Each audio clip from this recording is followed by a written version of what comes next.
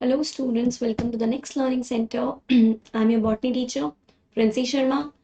आज हम पढ़ते हैं new chapter plant growth and development. Okay, so क्या समझते हैं आप प्लांट के ग्रोथ में और डेवलपमेंट में? देखो, ना कि देखो, फर्स्ट ऑफ ऑल ये जो चैप्टर है इट्स नॉट कि रिटर्न वाला कुछ ज़्यादा एक्सप्लेनिंग ज़्यादा है, समझाना ज़्यादा है. तो समझते हैं. देखो, ट्रीज जो है कंटिन्यू करते हैं इंक्रीज करना अपनी हाइट में और अपनी गर्थ में ओवर, मतलब करते रहते हैं over a period of time, मतलब होल लाइफ कह सकते हो उसके. पर जो तुम्हारी लीव्स होती हैं, प्लांट्स की लीव्स होती हैं, फ्लावर्स होते हैं, फ्रूट्स होते हैं, इनका लिमिटेड डायमेंशंस होता है. ठीक है, कुछ डायमेंशन तक ये ग्रोथ करते हैं. ऐसा नहीं कि बस ग्रो करते जाएंगे बहुत बड़ा बड़ा लीफ हो जाएगा, नो. पर ये अपेयर करते हैं, फॉल करते हैं, मतलब टूटेगा, बनेगा, वापस आएगा. क्यों? वेजिटेटिव फेज के बाद ही तुम्हारा फ्लावरिंग एंड प्लांट्स होता है. Vegetative phase precedes flowering and plants. ठीक है, मतलब फ्लावर बना उसके बाद ही तुम्हारा फ्रूट बनता है. ठीक है, क्या कोई रिलेशनशिप है between structure of cell, tissue और या ऑर्गन या उनके फंक्शन के बीच में? मतलब बेसिकली उनके स्ट्रक्चर और उनके फंक्शन के बीच में कोई मेल मिलाप है, कोई रिलेशनशिप है? देखो, ये सारे क्वेश्चंस हो गए, सारी बातें हो गई. अब बताओ डेवलपमेंट होता क्या है? डेवलपमेंट होता है ग्रोथ एंड डिफरेंशिएशन दोनों. ग्रोथ एंड डिफरेंशिएशन जब दोनों होते हैं तो हम कहते हैं कि ग्रोथ हो रही है. देखो, और पहला स्टेप क्या होता है प्लांट ग्रोथ में? Seed germination.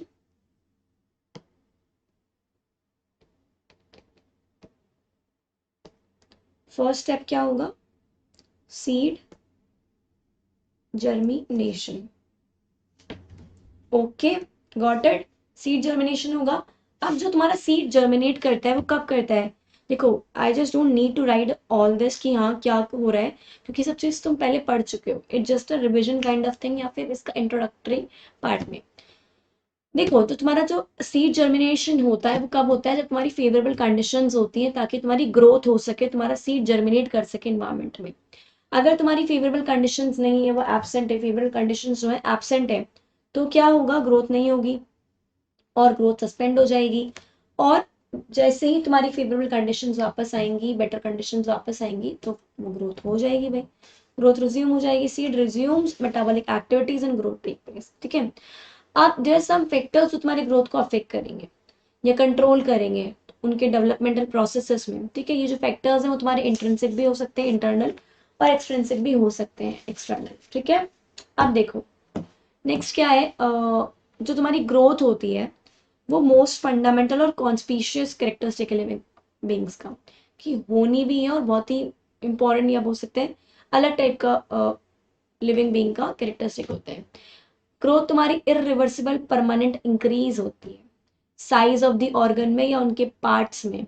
ठीक है, या फिर उसके इंडिविजुअल सेल में भी. ठीक है, ग्रोथ बेसिकली. ठीक है, अब जो तुम्हारी बॉडी में जनरली ग्रोथ कैसे होती है? जो मेटाबॉलिक प्रोसेसेस होते हैं जैसे कि एनाबॉलिक, कैटाबॉलिक, और जो एनर्जी यूज होती है उसके बाद तुम्हारी ग्रोथ होती है. ठीक है, जैसे कि बताते हैं आपको. देखिए, यहाँ देखिए जो ये ग्रोथ हो रही है बेसिकली, देखो क्या हो रहा है. सॉइल लाइन है, कॉटिलेडन है ये. कॉटिलेडन वगैरह सब याद है ना बच्चों? आई डोंट थिंक कि तुम्हें वापस रिपीट करवाने की जरूरत है. Hypocotyl, epicotyl hook.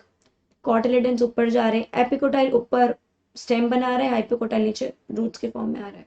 ठीक है, तो ये क्या है? जर्मिनेशन है और सीडलिंग का डेवलपमेंट है बीन में, राजमा बीन. ठीक है, अब देखो जो नेक्स्ट टॉपिक है वो क्या है.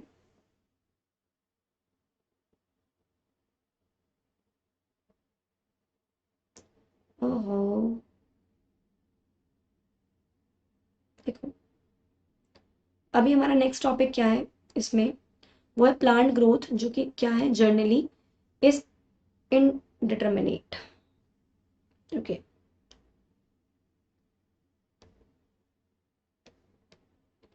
प्लांट ग्रोथ जो होती है वो क्या होती है?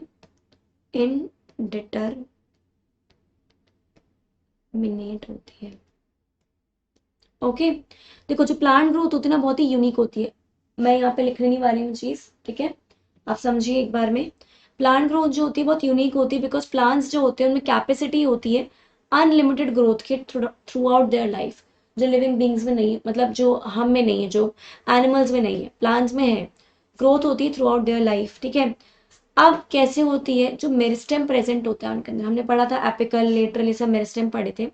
तो उनमें क्या होता है, कैपेसिटी होती है डिवाइड करने की एंड सेल्फ परपेचुएट, मतलब इंक्रीज करने की, डेवलप करने की। अब और जो इनका प्रोडक्ट बनता है, जो इनसे बना, उनमें कैपेसिटी खत्म हो जाती है डिवाइड करने की, और इन सेल्स को क्या कहते हैं, बेसिकली यही सेल्स तुम्हारा प्लांट की बॉडी बनाते हैं। ये जो ग्रोथ है, इस तरह की ग्रोथ है जहाँ पे new cells are always being added, जो कंटिन्यूसली न्यू सेल्स आते जाते हैं to the plant body by the activity of meristem. इसे क्या कहते हैं, इनमें प्लांट ग्रोथ में क्या होता है, ओपन ग्रोथ, ओपन फॉर्म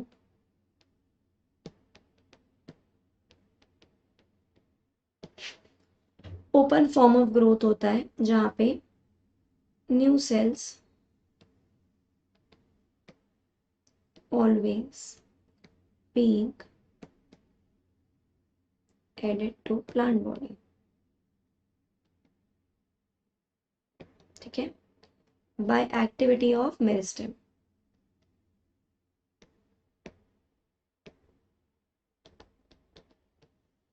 ठीक है। अब देखो हमने पढ़ा था root apical meristem, shoot apical meristem, ये क्या करते हैं, बताओ क्या करते हैं ये, shoot and root apical meristem, ये करवाते हैं प्राइमरी ग्रोथ,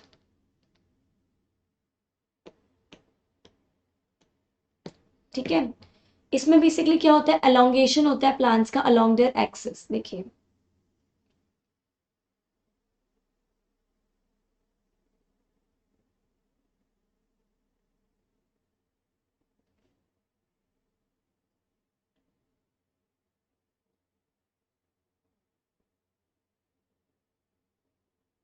देखो भाई, shoot apical meristem, root apical meristem, elongation होता है,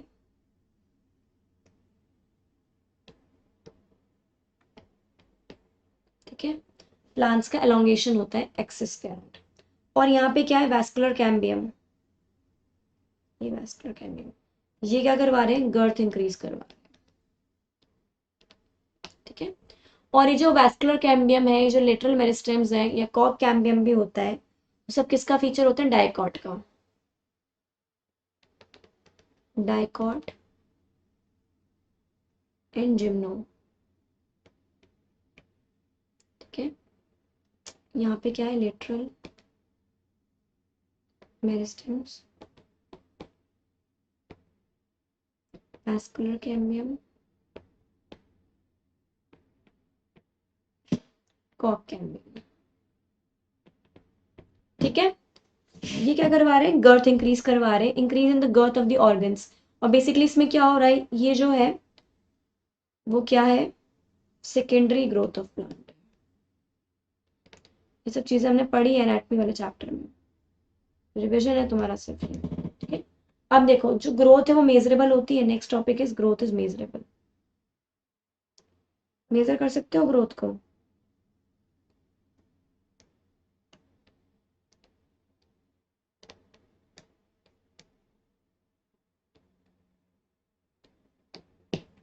देखो ग्रोथ इज मेजरेबल, अगर सेलुलर लेवल पे देखोगे तो ग्रोथ क्या होता है,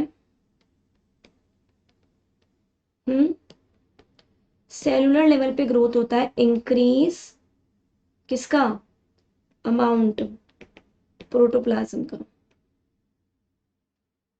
मतलब देखो इंक्रीज प्रोटोप्लाज्म का देखना डिफिकल्ट टू मेजर डायरेक्टली, क्योंकि इतना छोटा सा उसमें भी तुम प्रोटोप्लाज्म के अंदर घुसो। तो क्या करते हैं, one generally measure some quantity which is more or less proportional to it. तो बेसिकली हम डायरेक्टली मेजर नहीं करते, हम क्या करते हैं, कुछ ऐसी क्वांटिटी देखते हैं जो उससे थोड़ा थोड़ा सा रिलेट करती हो कहीं ना कहीं, उसके प्रोपोर्शनल में हो, ठीक है। अब जो तुम्हारा जो पैरामीटर्स है दूसरे जिसमें हम ग्रोथ देख सकते हैं वो क्या है, इंक्रीज इन फ्रेश वेट, कि फ्रेश वेट इंक्रीज हो रहा है,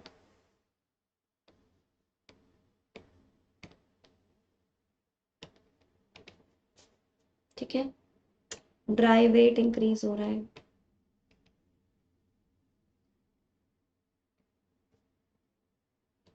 तुम्हारा लेंथ, मीन प्लांट्स का एरिया, वॉल्यूम, सेल नंबर, ये सब इंक्रीज हो रहा है। ठीक है, अब देखो जो एग्जाम्पल देखते हैं कि जो तुम्हारा वन सिंगल मेज रूट होता है ना, वन सिंगल मेज रूट एपिकल मेरिस्टेम, वो 17,500 न्यू सेल्स बनाता है 1 घंटे में। क्या है भाई ये? वन सिंगल मेज, उसका रूट एपिकल मेरिस्टेम,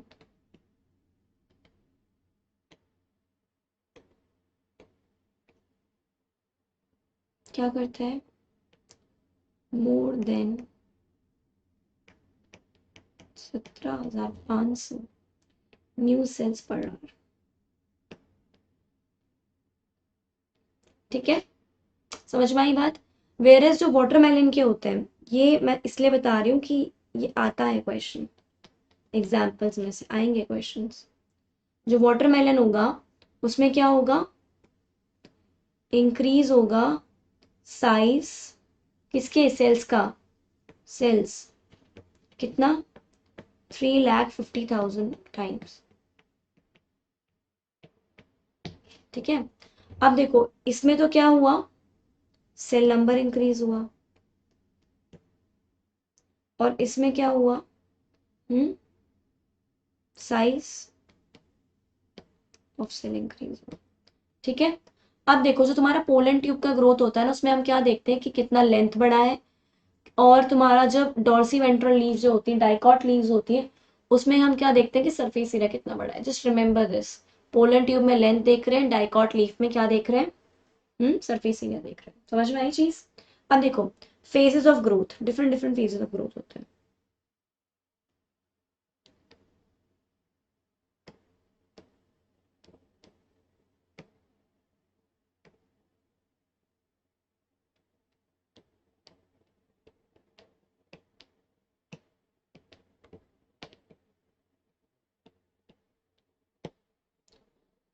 चलो इनको हम देखते हैं पहले डायग्राम के थ्रू ही।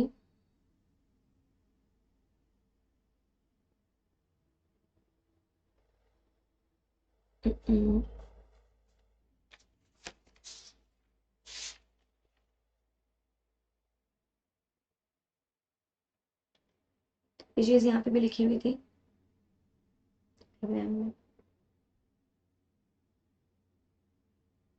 देखो तुम्हारे कौन कौन से रीजन होते हैं, पहली बात तो ये देख लेते हैं।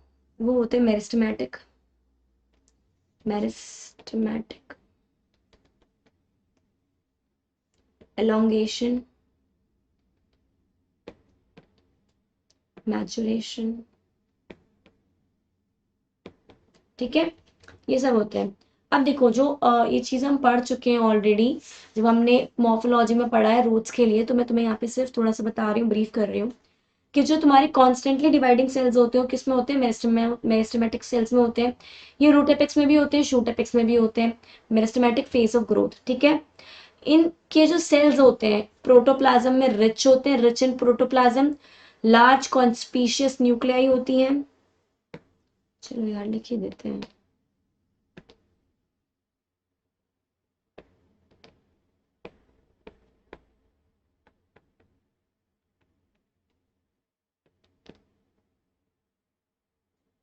रिच इन प्रोटोप्लाज्म, ठीक है। लार्ज कॉन्स्पीशियस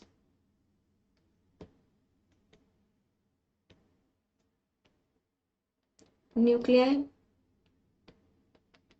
सेल वॉल जो होती है प्राइमरी होती है, थिन होती है, सेलुलोजिक होती है, और अबेंडेंट प्लाज्मोडेस्मेटल कनेक्शंस होते हैं काफी सारे।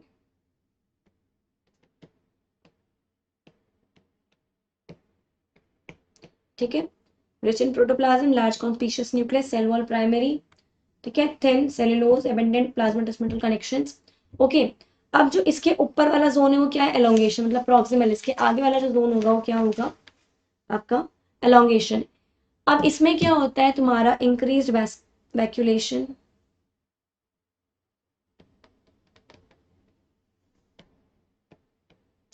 increased vacuolation,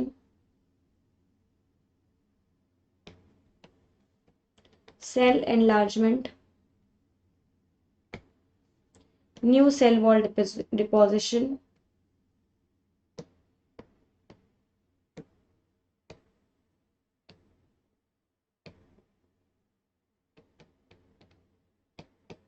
ठीक है, न्यू सेल वॉल का डिपोजिशन हो जाता है। ये सब कैरेक्टरिस्टिक किसके होते हैं, of the cells in this phase. Further इससे भी ऊपर कौन सा रीजन आता है, रीजन ऑफ मेचुरेशन। इसमें क्या होता है, जो इसके सेल्स होते हैं यहाँ पे मैक्सिमम साइज हो जाती है, ठीक है, in terms of wall thickening,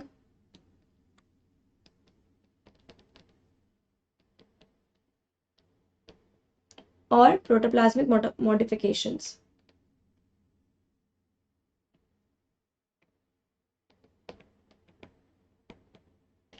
ठीक है, जो तुम्हारे टिश्यू सेल टाइप्स जो हमने सब पढ़े थे कहाँ पे, चैप्टर 6 में, वो सॉरी जो हमने पढ़े थे एनाटॉमी वाले चैप्टर में, तो वो हम सब यहाँ पे रिपीट नहीं करना है, सिर्फ वहां जाके रिवाइज करना है। ठीक है, अब देखो ये क्या हो गया, तुम्हारा फेजेस ऑफ ग्रोथ हो गई, तुम्हारा ग्रोथ इज मेजरेबल वाला पॉइंट हो गया, प्लांट ग्रोथ इंटरमीडिएट वाला पॉइंट हो गया। ठीक है, अब नेक्स्ट हमारा क्या है, ग्रोथ रेट्स।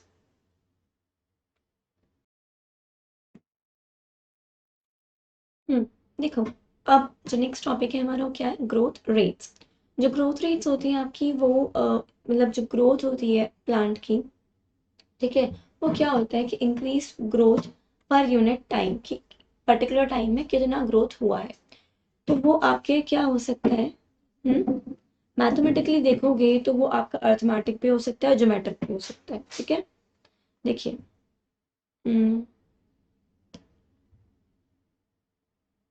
ओके,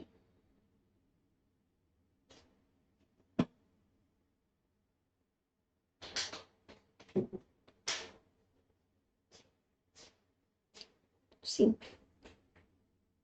अर्थमेटिक में कैसे हो रहा है और ज्योमेट्रिक में कैसे हो रहा है।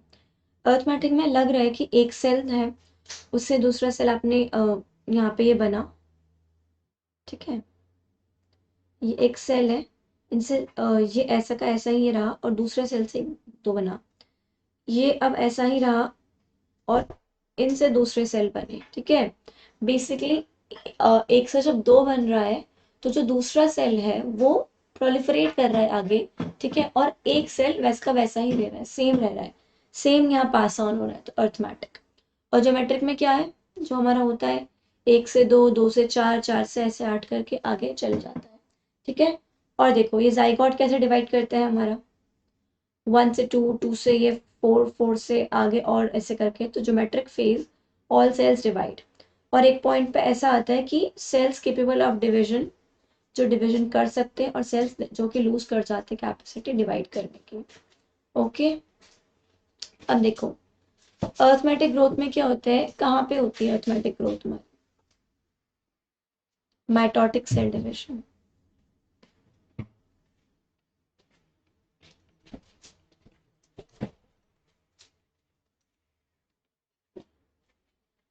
जहां तुम्हारी ओनली वन डॉटर सेल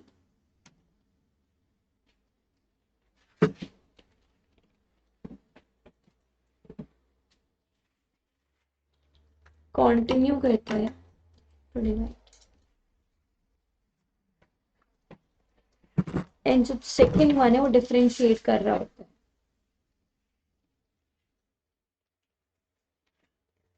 ठीक है, बेसिकली एक जो आपका सेल है वो आपका डिवाइड कर रहा है, दूसरा डिवाइड नहीं कर रहा है, डिफरेंशिएट करना चालू कर चुका है।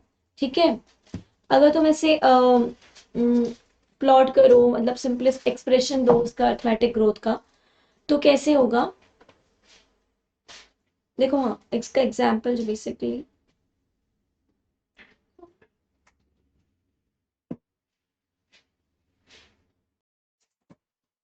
तो आपके जो यहाँ पे एग्जाम्पल होगा अर्थमेटिक का वो क्या होगा, माइटोटिक सेल डिवीजन तो हो ही रहा है, जिसमें एक डॉटर सेल आपका डिवाइड कर रहा है और दूसरा डिफरेंशिएट करना स्टार्ट कर चुका है। बाकी जो प्रॉपर एक्सप्रेस कर रहा है ये वाला, फॉर्म दैट इज एग्जाम्पल, जो आपकी रूट एलोंगेट करती है।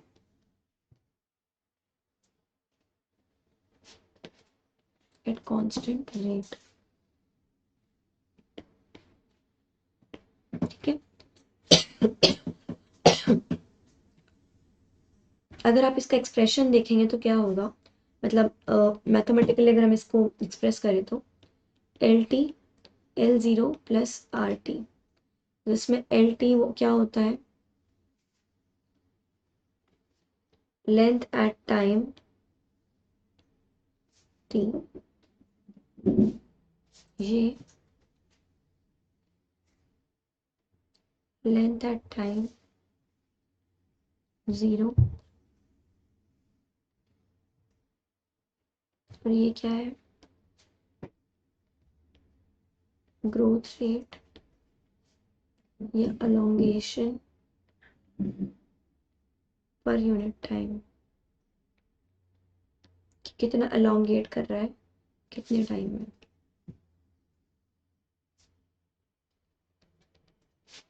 ठीक है, ये तो तुम्हारा चलो हो गया ग्रोथ रेट। इसका ग्राफ कैसा होता है देख लें। अर्थमेटिक का ग्राफ होता है कुछ इस तरीके से।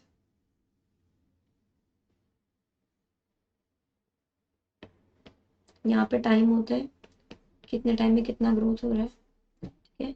यहाँ पे हाइट ऑफ द प्लांट होता है।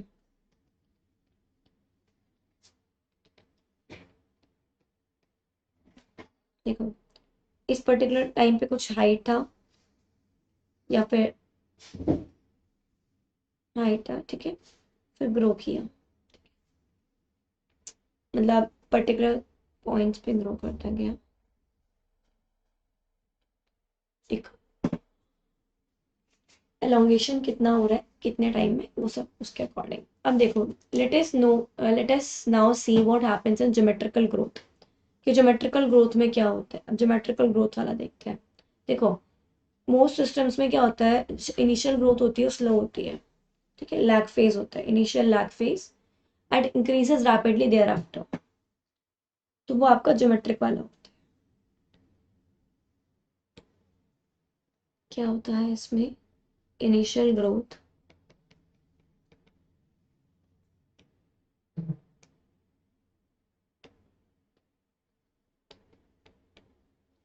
इनिशियल ग्रोथ स्लो, यू बोले लैग फेज increases rapidly देर उसके बाद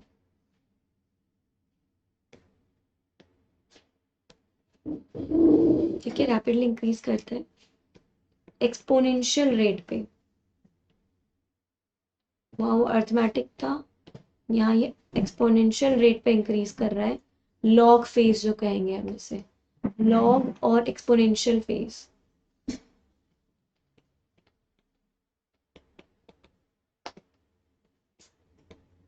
ठीक है, हेयर यहाँ पे क्या होता है, जो प्रोजेनी सेल्स हैं वो दोनों, मतलब हेयर बोथ प्रोजेनी सेल्स, मतलब ऐसा नहीं कि एक ने एक डिवाइड कर रहा है तो एक डिफरेंशिएट करना शुरू कर चुका है, नो, यहाँ पे बोथ प्रोजेनी सेल्स डिवाइड, जो सेल बना है आगे वो दोनों डिवाइड करते हैं,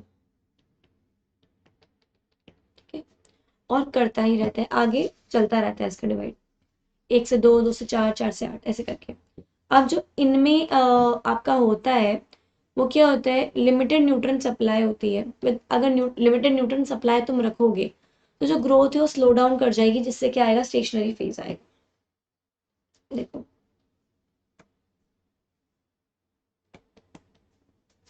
लिमिटेड न्यूट्रन सप्लाई क्या होगा, ग्रोथ स्लो डाउन करेगी,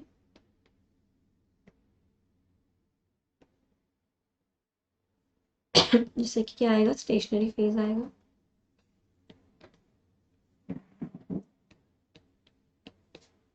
ठीक है, आप देखो अगर हम इसको इन सबको अगर प्लॉट करते हैं तो ये तो अर्थमेटिक वाला था, ठीक है,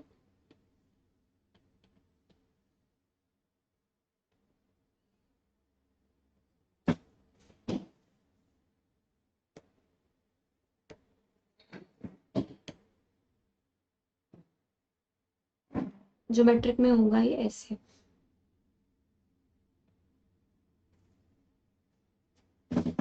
size weight of the organ,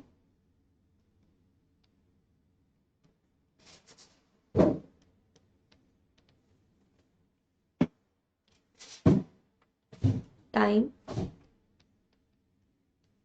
exponential phase, stationary phase.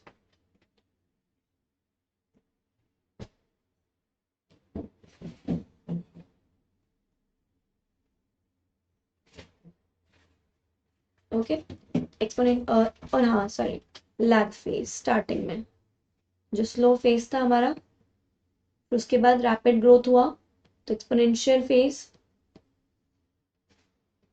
फिर स्टेशनरी फेज अगर कोई भी लिमिटिंग फैक्टर आता है तो, या कोई भी सप्लाई न्यूट्रिएंट जो है वो कम हो जाता है तो। ठीक है, अभी सिग्मॉइड कर्व जो होता है वो कैरेक्टरिस्टिक होता है लिविंग ऑर्गेनिजम्स का। जो लिविंग ऑर्गेनिजम्स होते हैं उसमें यही होता है बेसिकली, ज्योमेट्रिक ग्रोथ ही होती है लिविंग ऑर्गेनिजम्स में। क्या होता है, कैरेक्टरिस्टिक होता है लिविंग ऑर्गेनिज्म का। ठीक है, जो कि नेचुरल एनवायरनमेंट में होते हैं। ठीक है, ये typical for sales tissues and organs of the plant.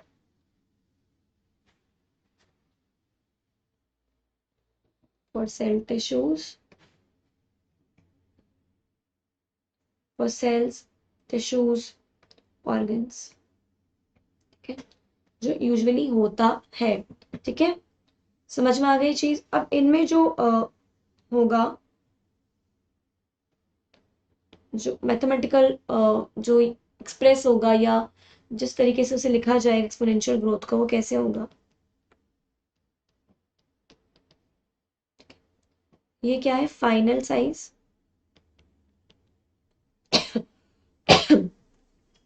ये इनिशियल साइज है। ठीक है, ये क्या है, टाइम ऑफ ग्रोथ है।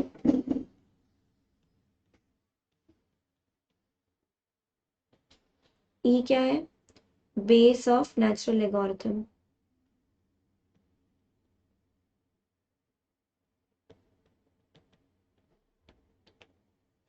ठीक है, don't go much deep in this, इतना नहीं देखना, हमने मैथ्स नहीं करनी है यहाँ पे।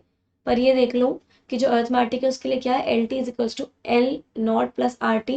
एक्सपोनेंशियल में क्या है, डब्ल्यू वन, या फिर डब्ल्यू टी भी होना चाहिए था, W one is equals to W nought R T, E R T. It's W nought या यू बोले जो initial stay size at the beginning of the period है। आर क्या होता है, रिलेटिव ग्रोथ होती है। आर हमारा ऊपर भी था, आर हमारा नीचे भी है। क्यों, क्योंकि R is relative growth, comparative growth.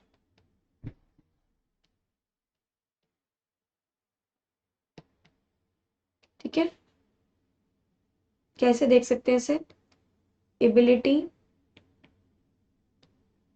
Of plant to produce new plant material. ठीक है, एफिशिएंसी इंडेक्स।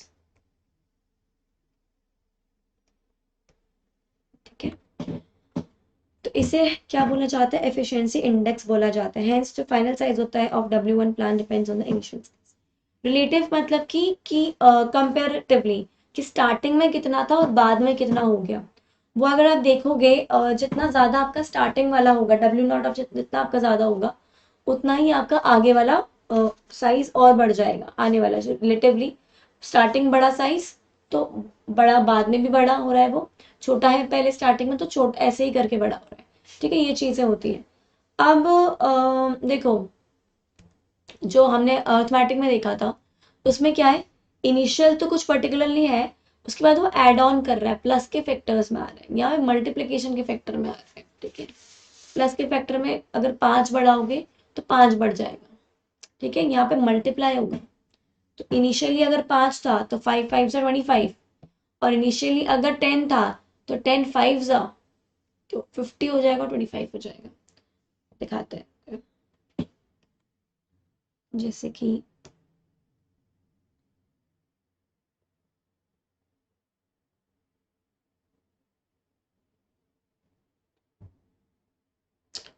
जैसे कि देखिए ये लीफ है,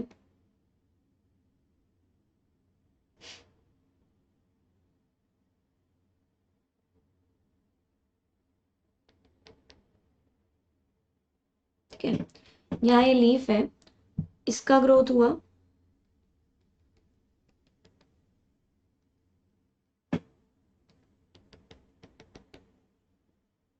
ये पहले 5 सेंटीमीटर स्क्वायर थी, फिर ये 10 सेंटीमीटर स्क्वायर बन गई, ठीक है, लीफ नंबर ए, और ये A1 जो बनी, और इसमें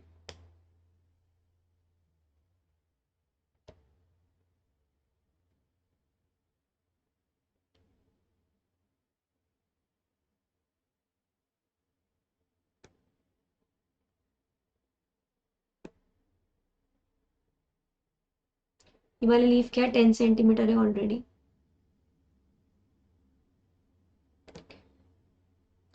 this leaf is 50 centimetre square है, इसमें जो ग्रोथ होगी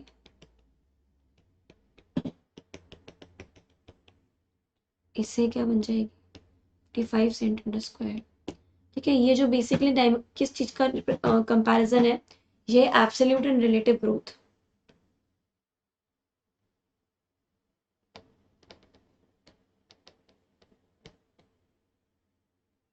एब्सोल्यूट क्या होती है, रिलेटिव ग्रोथ रेट्स क्या होती है, ठीक है।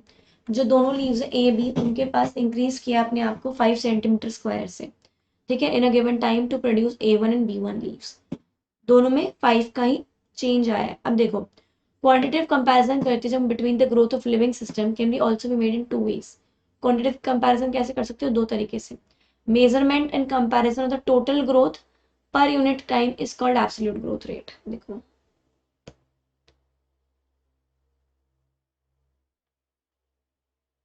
जब आप करने लगते हो क्वांटिटेटिव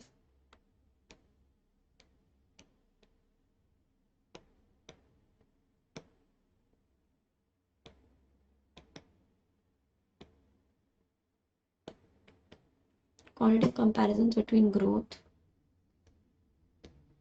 of living system,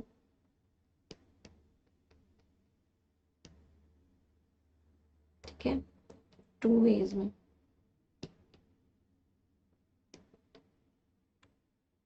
पहला क्या है, measurement and comparison of total growth पर यूनिट टाइम,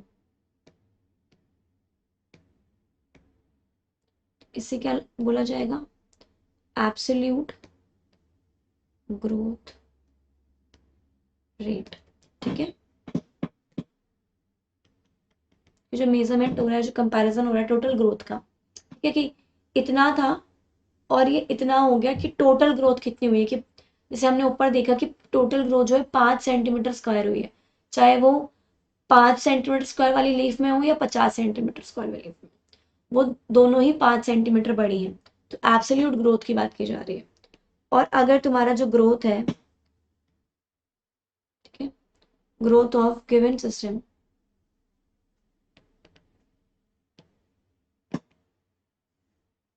पर unit time expressed on common basis, example क्या होगा, जो इस चीज का है पर unit initial parameter,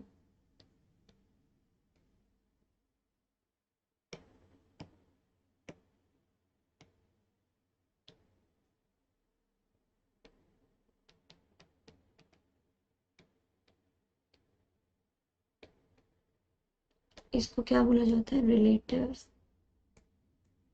growth rate, ठीक है। अब देखो 2 लीव्स दे रखी थी ए एंड बी, ऊपर हमने भी ड्रॉ करी है, उनका दोनों का साइज डिफरेंट था, बट उन्होंने absolute increase in the area of given time of given leave जो हुआ है वो सेम हुआ है, ठीक है, ठीक है। हाउ एवर जो उनका मच रिलेटिव ग्रोथ रेट किसका हायर है? सेकेंड वाले का। रिलेटिवली देखोगे तो कंपेयर किससे करोगे कि स्टार्टिंग में क्या था और बाद में क्या हो गया। स्टार्टिंग में भी ज़्यादा थी, ठीक है, कॉमन बेसिस था, स्टार्टिंग का ज़्यादा है।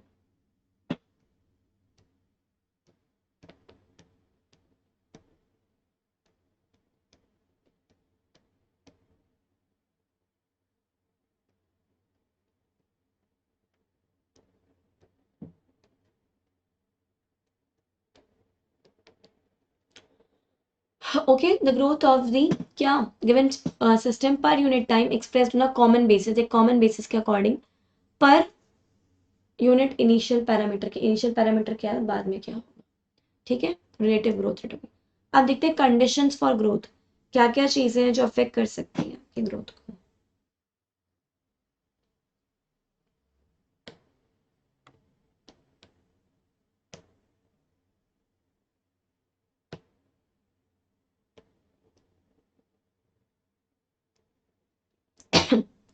Conditions for growth,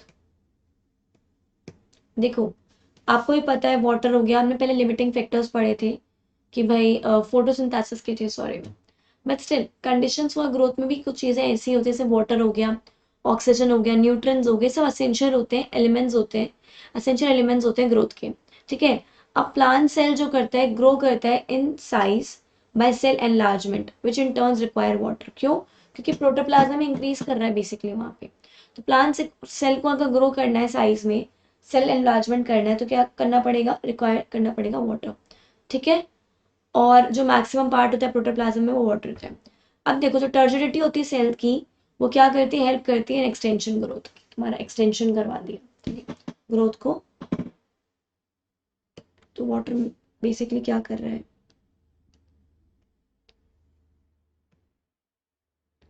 turgidity of sales,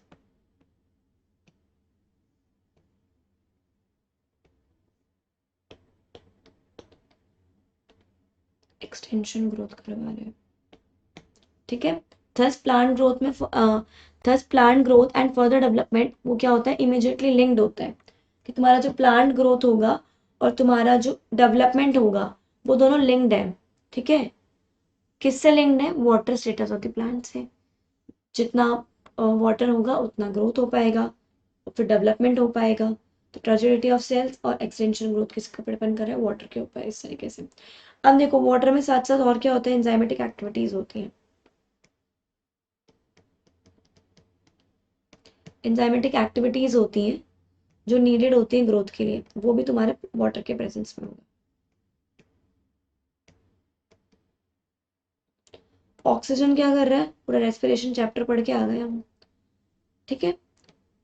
releasing metabolic energy, जो कि ग्रोथ के लिए एसेंशियल है ही सही, तो बताने की जरूरत नहीं है। तो रिलीजिंग मेटाबॉलिक एनर्जी। अब देखो जो न्यूट्रिएंट्स होते हैं वो किस लिए काम आ रहे हैं, required by plants for the synthesis of protoplasm, चाहे मैक्रो हो चाहे माइक्रो हो, वो किस लिए आएंगे, सिंथेसिस ऑफ प्रोटोप्लाज्म में,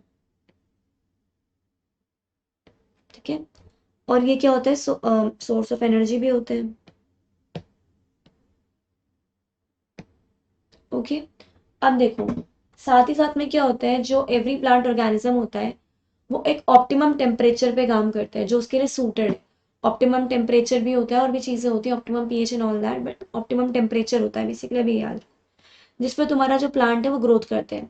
अगर उससे तुम इधर से उधर हुए, कोई भी डेविएशन आया, तो फिर तुम्हारे सर्वाइवल के, बेसिकली प्लांट सर्वाइवल के खतरा आ जाता है, दिक्कत हो जाती है, ठीक है, प्लांट सर्वाइवल में।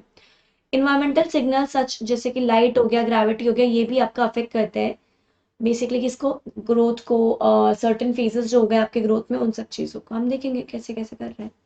देखो अब जो ग्रोथ के टाइप्स होते हैं वो देखते हैं कि बेसिकली क्या क्या होता है, डिफरेंशिएशन हो रहा है, फिर उसके बाद डी डिफरेंशिएशन हो रहा है, उसके बाद रीडिफरेंशिएशन हो रहा है। क्या होता है यहाँ पे, डिफरेंशिएशन, डी डिफरेंशिएशन,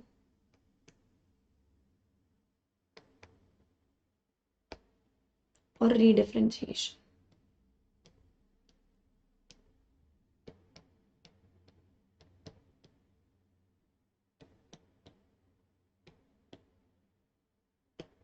ठीक है, देखो एक एक करके देखते हैं कि ये होता क्या है। देखो डिफरेंशिएशन में क्या होता है,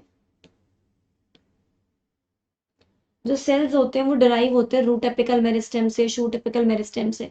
बेसिकली मेरिस्टेम्स जो होते हैं, ठीक है, एपिकल मेरिस्टेम जो होते हैं वहां से वो ग्रो कर रहा है, ठीक है।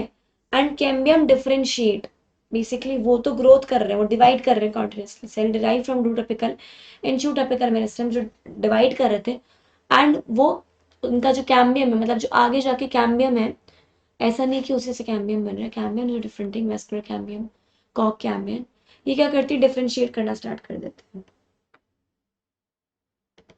कैम्बियम डिफरेंशिएट, बेसिकली डेवलप करना स्टार्ट कर देते हैं। ये फर्दर डिवाइड नहीं हो रहा अब, एक से दो, दो से चार नहीं हो रहा, अब जो है वही डेवलप कर रहा है, ठीक है।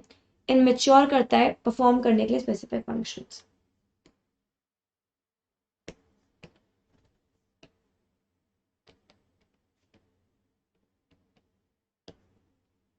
ठीक है, मेच्योर कर जा रहा है स्पेसिफिक फंक्शंस के लिए। अब इसको क्या कहा, जो मैच्योरेशन का लीडिंग टू मैच्योरेशन हो रहा है वो क्या है, डिफरेंशिएशन। अब ड्यूरिंग डिफरेंशिएशन क्या होता है, सेल ग्रो करता है, स्ट्रक्चरल चेंजेस आते हैं, ठीक है। देखते हैं क्या क्या चेंजेस आते हैं, स्ट्रक्चरल चेंजेस आते हैं। अब उन स्ट्रक्चरल चेंजेस में क्या क्या आएगा, सेल वॉल का, इन प्रोटोप्लाज्म का, दोनों में चेंजेस होगा।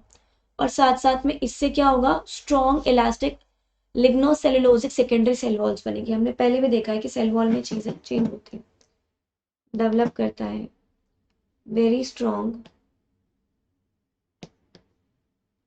इलास्टिक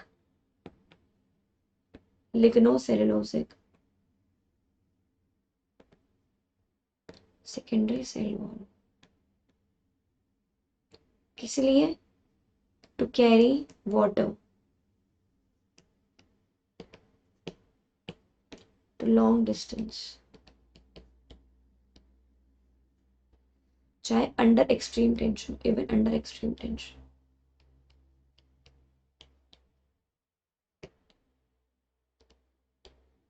ठीक है, ये तो तुम्हारा डिफरेंशिएशन हो गया।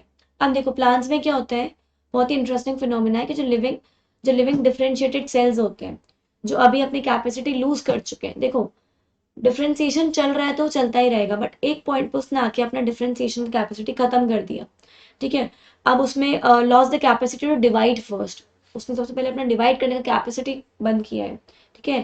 Can regain the capacity of division under certain conditions, कुछ कंडीशंस के अकॉर्डिंग वो अपना वापस से क्या कर रहा है, डिवाइड का वापस से स्टार्ट कर रहा है, ठीक है। तो क्या हो जाएगा, ये चीज को क्या कहेंगे, डी डिफरेंशिएशन। तो क्या बोलेंगे, cells that lost capacity to divide regain capacity of division। ठीक है, कुछ सर्टेन कंडीशंस के अकॉर्डिंग, ऐसा नहीं कि कभी भी, कुछ सर्टेन कंडीशंस है, ठीक है। तब अब इसी फिनोमेना को क्या कहते हैं, तुम्हारा डी डिफरेंशिएशन कहते हैं। क्या क्या एग्जाम्पल देख लो, कि जो फॉर्मेशन होता है मेरिस्टेम का, interfascicular cambium and cork cambium.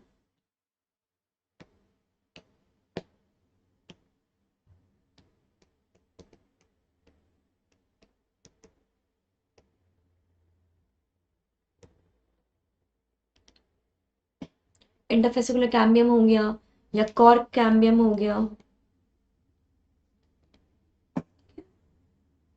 ये कहाँ से बनता है, फुल्ली डिफरेंशिएटेड पैरेंकाइमा सेल से। जो अच्छा खासा डिफरेंशिएट कर चुका था, वो अपना लॉस कर चुका था कैपेसिटी, किस चीज की, डिवाइड करने की, और डिफरेंशिएट भी अच्छा खासा हो चुका था, तो वापस से उसको डी डिफरेंशिएशन में लेके आएगा, ठीक है।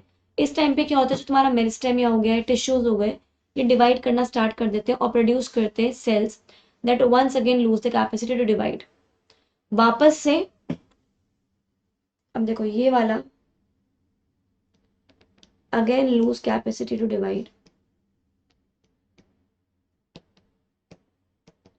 जो तुमने डी डिफरेंशिएशन में निकाला वापस से अपना लूज कर देगा कैपेसिटी डिवाइड करने का, बट मेच्योर होगा, मेच्योर हो जाएगा टू परफॉर्म, तुम्हारा बेसिकली डिफरेंशिएशन हो रहा था, मेच्योर टू परफॉर्म क्या, स्पेसिफिक फंक्शंस।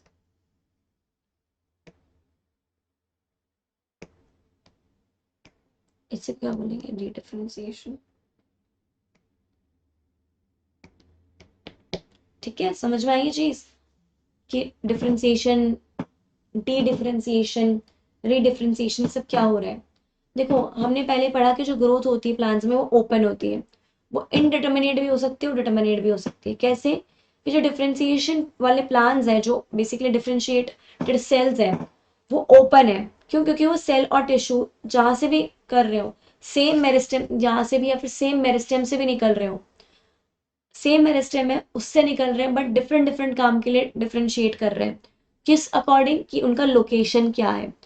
ठीक है, तो location of cell within के अकॉर्डिंग वो डिफरेंशिएट कर जाते हैं। ठीक है, तो फॉर एग्जाम्पल अगर सेल तुम्हारा बहुत ही दूर है रूट एपिकल मेरिस्टेम पे, तो वो क्या बनाएगा, रूट कैप सेल्स बनाएगा। और अगर वो तुम्हारा पेरीफेरी पे आ जाता है, पेरीफेरी पे है, तो वो तुम्हारा क्या बनाएगा, एपिडर्मिस बनाएगा। ठीक है, समझ में आई ये चीज। हम्म। अब पढ़ते हैं हम आगे, डेवलपमेंट। अच्छा, नाउ हम किसके बारे में पढ़ेंगे कि डेवलपमेंट क्या होता है।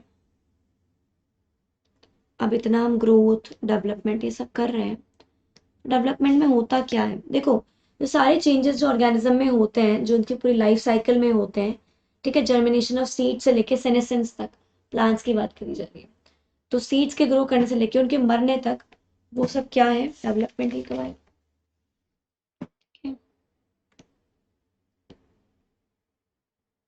जर्मिनेशन ऑफ सीड से लेके उनके डेथ तक, सेनेसेंस तक, ठीक है, वो क्या है, डेवलपमेंट है। देखो प्लांट्स में ना डिफरेंट पाथवेज होते हैं जिसके अकॉर्डिंग वो डेवलपमेंट शो करता है या फिर वो रिस्पॉन्ड करता है इन्वायरमेंट और फेजेस में। देखो प्लांट्स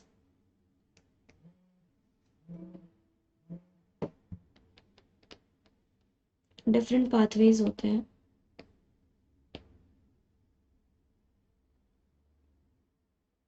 रिस्पॉन्स टू इन्वायरमेंट, ठीक है, या जो फेजेस ऑफ लाइफ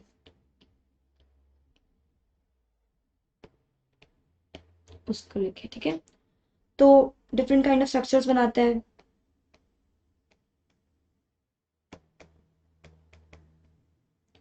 इस एबिलिटी को क्या कहते हैं, दिस एबिलिटी क्या कहेंगे, प्लास्टिसिटी। ठीक है, इसे क्या कहेंगे, प्लास्टिसिटी। जैसे एग्जांपल है कि आपका हेट्रोफिलिन कॉटन, कि कॉटन की जो लीव्स है बेसिकली वो अलग अलग इन्वायरमेंट में रह के अलग अलग टाइप की हुई, जबकि है तो कॉटन ही। और एग्जांपल में कोरिएंडर और लक्सपुर। ठीक है, तो लीव्स जो होती है जुवेनाइल प्लांट के are different in shape, those in the mature plants, mature plants में अलग है, जुवेनाइल प्लांट्स में अलग है लीव्स। और जो शेप ऑफ लीव्स है जो प्रोड्यूस हो रही है वो भी अलग है in air and those produce in water and butter cup. ये तो चलो इसका एग्जाम्पल हो गया आपका। दूसरा एग्जाम्पल क्या है, बटर कप का। जो आपके एयर में वो अलग लीफ होंगी और जो वाटर में वो अलग लीफ होंगी। ठीक है, एयर और वाटर के अलग अलग लीफ होंगे। ठीक है, तो बेसिकली आर ऑल्सो प्रेजेंट, और ये होता है हेट्रोफिलस ड्यू टू, ये जो हेट्रोफिलस आ रहा है वो किसकी वजह से आ रहा है, इन्वायरमेंट की वजह से, कि एयर है उसमें और उसमें क्या है, वाटर है। ठीक है, इस फिनोमेना को क्या कहते हैं, प्लास्टिसिटी कहते हैं। चलो डायग्राम देखते हैं एक बार इसका।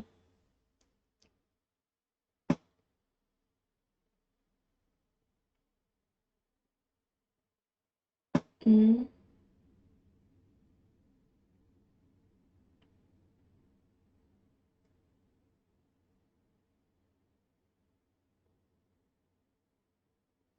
देखो ये जो तुम्हारी लक्सबर्ग का एग्जाम्पल है, जुवेनाइल में क्या है और अडल्ट में कैसी है, और बटर कप में देखो टेरेस्ट्रियल हैबिटेट में कैसी है और वाटर हैबिटेट में कैसी।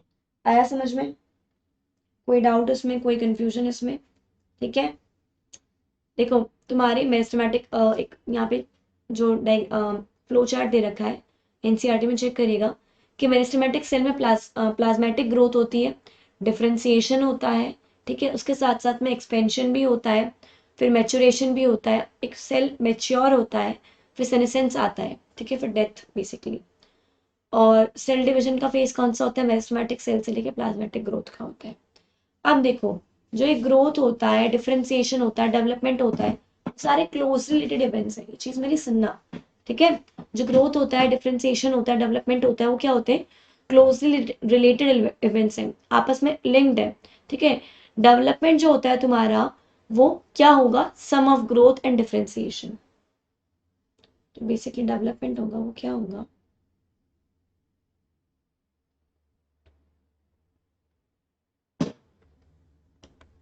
ग्रोथ प्लस डिफरेंशिएशन, यही आपका डेवलपमेंट होगा, ठीक है। डेवलपमेंट जो प्लान्स में होता है किसके ऊपर डिपेंड करता है? दोनों आपके इंट्रिंसिक फैक्टर्स और एक्सट्रिंसिक फैक्टर्स पर डिपेंड करता है, ठीक है। और जो आपका इंट्रा सेलुलर फैक्टर्स है उसमें जेनेटिक फैक्टर्स भी आते हैं, ठीक है, और केमिकल्स भी आते हैं जो कहते हैं हमको plant growth regulators, plant growth and development. तो जो जिनसे प्लांट ग्रोथ, जैसे हमारे हार्मोन्स होते हैं एनिमल्स में, वैसे इनके यहाँ क्या हुए? प्लांट्स में प्लांट ग्रोथ रेगुलेटर्स हुए।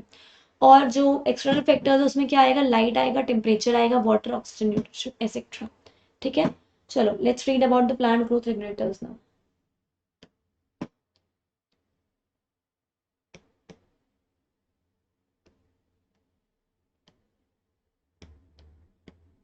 चलो अब देखो प्लांट ग्रोथ रेगुलेटर्स होते क्या है, इनके कैरेक्टरिस्टिक्स क्या होते हैं। प्लांट ग्रोथ रेगुलेटर्स, बच्चों सुनो ज़्यादा, ठीक है। प्लांट ग्रोथ रेगुलेटर्स जो होते हैं वो स्मॉल सिंपल मॉलिक्यूल्स होते हैं, डाइवर्स केमिकल कंपोजिशन के, स्मॉल है, सिंपल मॉलिक्यूल्स हैं, उनमें different different diverse chemical composition है, ठीक है। आप ये कह सकते हो कि ये प्लांट ग्रोथ सब्सटेंसेज हैं या प्लांट हार्मोन्स हैं या फाइटो हार्मोन्स हैं, इस तरीके का कुछ काम है इनका, ठीक है। अब इनमें जो डिफरेंट कंपोजिशन वाले हैं वो क्या क्या है? इंडोल कंपाउंड्स, इंडोल कंपाउंड में क्या आता है? इंडोल 3 एसिटिक एसिड, ठीक है, और या फिर IAA, ठीक है, या adenine derivatives, adenine derivatives,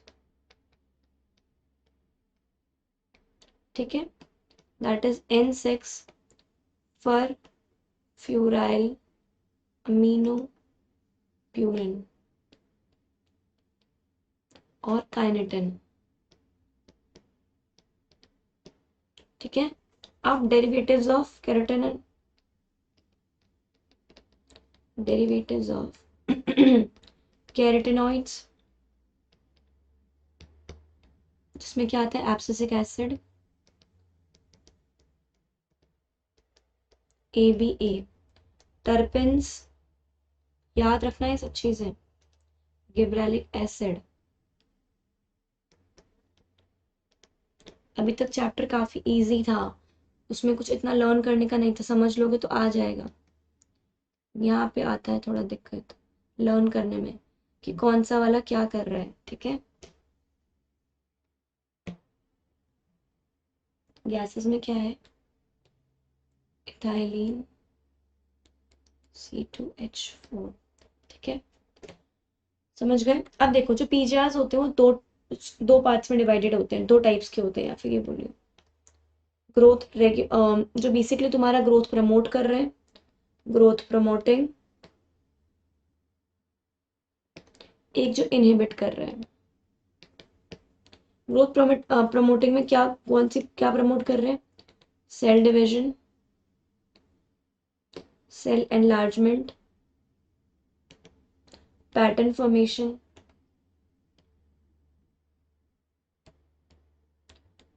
tropic growth, flowering, fruiting और seed formation। ठीक है, सेल डिवीजन हो रहा है, सेल एनलार्जमेंट हो रहा है, पैटर्न बन रहा है, ट्रॉपिक ग्रोथ हो रही है, फ्लावरिंग हो रही है, फ्रूटिंग हो रही है, सीड फॉर्मेशन हो रहा है। ठीक है, आया चीज समझ में? क्या क्या आएंगे इसमें? कौन कौन से प्रमोटर्स के नेम लिखिए? ऑक्सिन, गिबरेलिंस और साइटोकाइनेंस। ठीक है जो पीजीआर्स होते हैं, जो दूसरा ग्रुप होता है पीजीआर्स का, वो जो क्या है, इनहिबिटिंग कर रहा है। और ये कब कर रहा है? रिस्पॉन्स टू वूंड्स, कोई वूंड हो गया या जब स्ट्रेस आ रहा है।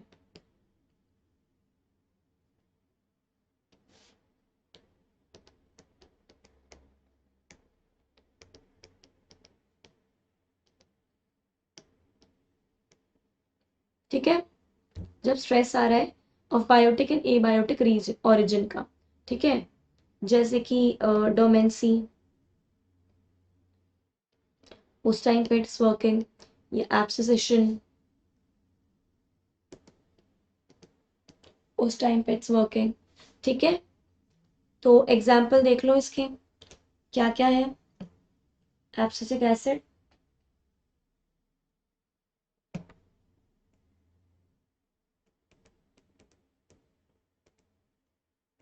ठीक है, और जो इथाइलिन है आपका, वो ये भी हो सकता है और ये भी हो सकता है, पर मैक्सिमम काम इसका इनहिबिशन में।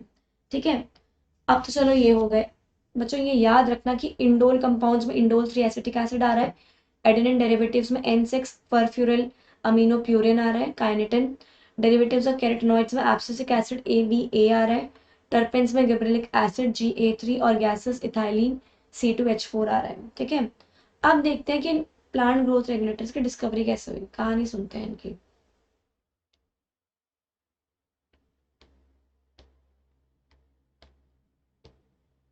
समझने का कुछ नहीं है ज्यादा, सिंपल कहानियां हैं, सुन लो समझ लो। मैं आप तो कह रही हूँ समझने का कुछ नहीं है फिर। ठीक है, देखो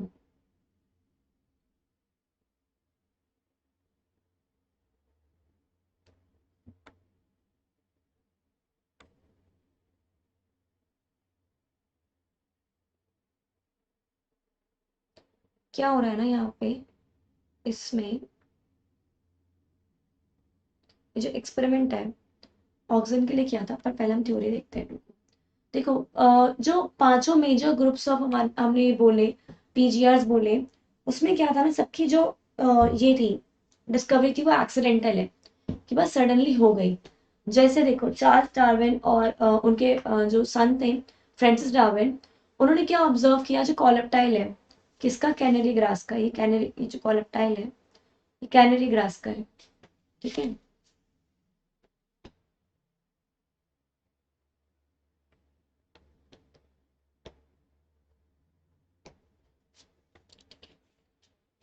कैनरी ग्रास का एक कॉलेप्टाइल था, वो किधर की साइड ग्रो कर रहा है? यूनिलेटरल इल्यूमिनेशन, बेसिकली इधर की साइड वो टिल्ट हो रहा है। ठीक है, तो जो उन्होंने देखा कि ये हो क्यों रहा है unilateral illumination bye growing towards a light source, कि ये जो ग्रोथ हो रही है वो लाइट सोर्स की तरफ क्यों हो रही है, वो क्यों उधर की साइड पे टिल्ट कर रहा है। ठीक है, तो इस टिल्ट को, इस जो टिल्ट हो रहा है उसको क्या कहोगे? फोटोट्रोपिज्म।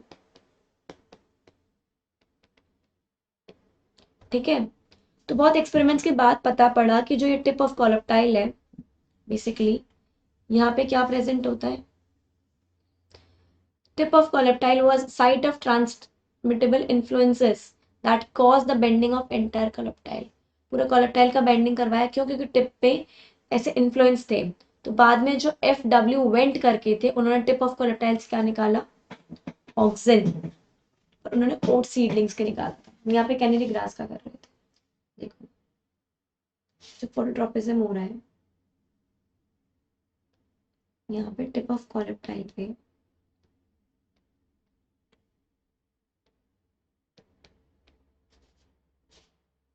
ठीक है, साइट होता है ऑफ ट्रांसमिटेबल इन्फ्लुएंस, ठीक है। तो इसकी वजह से क्या हो रहा है, बेंडिंग ऑफ एंटायर कॉलेप्टाइल, बेंडिंग हो रहा है पूरे के पूरे कॉलेप्टाइल का, ठीक है। अब ये तो तुम्हारा किसने करा था, चार्ल्स डार्विन, इनके बेटे ने, Charles Darwin and his son Francis Darwin.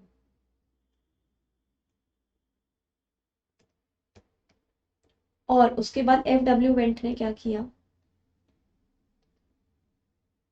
Isolated auxins, कहाँ से, टिप ऑफ कॉलेप्टाइल से, इसकी ऑफ ओट सीडलिंग्स, ठीक है।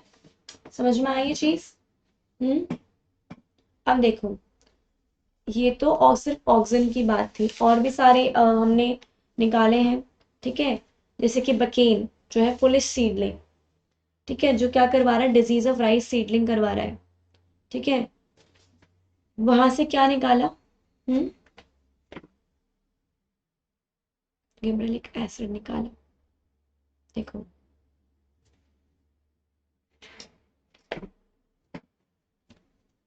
यहाँ पे क्या है ना,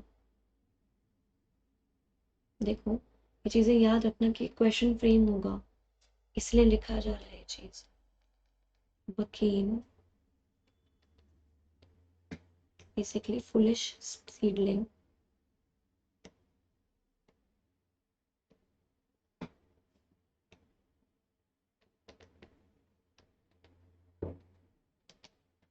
जो कहाँ से लिया था, या फिर ये करूँ कि डिजीज करवा रहा है, डिजीज ऑफ राइस सीडलिंग्स, ठीक है। कौन कर रहा है, fungal pathogen,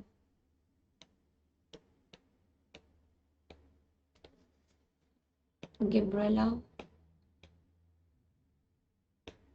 Fuji chorio, names याद रखना, ई कुरवासा, तो उसका नेम हो गया ई कुरोसावा, जो थे साइंटिस्ट 1926 में, उन्होंने क्या किया, अपेयरेंस ऑफ इन सिम्टम्स को देखा, कि भाई इसके सिम्टम्स को देखा कि क्या आ रहा था, ठीक है, राइस सीडलिंग में क्या सिम्टम्स आ रहे थे जब तुमने इसे ट्रीट किया with with sterile filtrates of fungus. Basically उन्होंने क्या किया, एक राइस सीडलिंग लिया जो हेल्दी था, उसमें उन्होंने क्या किया, इस पर्टिकुलर फंगस के स्टेराइल फिल्ट्रेट्स को डाल दिया। जो एक्टिव सब्सटेंस बाद में आइडेंटिफाई किया गया वो क्या था, गिबरेलिक एसिड, इसलिए इसका नाम क्या पड़ गया, क्या रखा गया, गिबरेलिक एसिड, क्योंकि गिब्रेला फ्यूजिकुराई करके फंगस था, ठीक है। अब देखो नेक्स्ट, जो एफ स्कूप थे,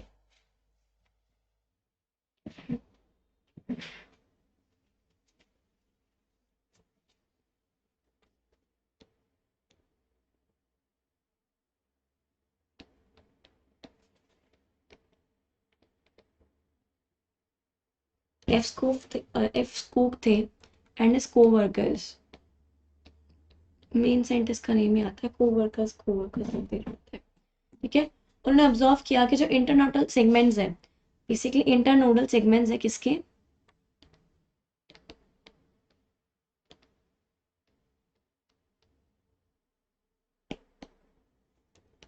टबैको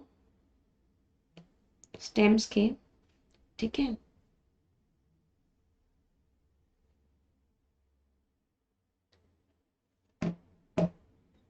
ठीक है, इंटरनोटल सेगमेंट्स है जो टोबैको स्टेम्स के, ठीक है, बेसिकली कैलस, दी कैलस, कैलस क्या होता है? मास ऑफ अनडिफरेंशिएटेड सेल्स, जो हमारा पूरा का पूरा बन जाता था जब हम किसी डिफरेंट न्यूट्रिएंट में ग्रो करते थे सेल को, प्लांट सेल्स को, ठीक है। तो इंटरनोटल सेगमेंट्स जो होते हैं of the tobacco stems basically, ठीक है, वो क्या करते हैं, प्रोलिफरेट करते हैं सिर्फ तब, मतलब हमने क्या लिया, सेगमेंट्स ले लिए बीच में, इंटरनल सेगमेंट्स ले लिए टोबैको स्टेम्स की, हमने उसने कैलस ग्रो करवाना है, ठीक है। वो सिर्फ तब प्रोलिफरेट करते थे जब एडिशन होता था, addition of auxins nutrient medium में। और इसके साथ साथ में तुमने और क्या डालना है, ठीक है, और डालना है इसमें तुमने एक्सट्रैक्ट ऑफ वेस्कुलर टिश्यू, तो था ही सही। जो दूसरी चीज थी वो क्या थी, जिसके बिना ये ग्रो नहीं कर पा रहे थे, एक्सट्रैक्ट ऑफ वेस्कुलर टिश्यूज डालोगे, ईस्ट एक्सट्रैक्ट डालोगे, या डीएनए ऑफ डीएनए क्या बोलते हैं डालोगे, या कोकोनट मिल्क डालोगे, ठीक है। तो तब जाके न्यूट्रन मीडियम में तुम ये सब डालोगे, तब जाके तुम्हारा क्या होगा, कैलस का फॉर्मेशन होगा, ठीक है। तो इन्होंने क्या देखा, स्कोगन मिलर ने बाद में, जो ये सब चीजें हमने देखी डाली ना, उनके थ्रू क्या पता पड़ रहा है भाई, कि जो तुम्हारा साइटोकाइनेंस है वो यहाँ पे डिस्कवर हुआ, crystallised the cytokinins, cytokinesis promoting active, sorry,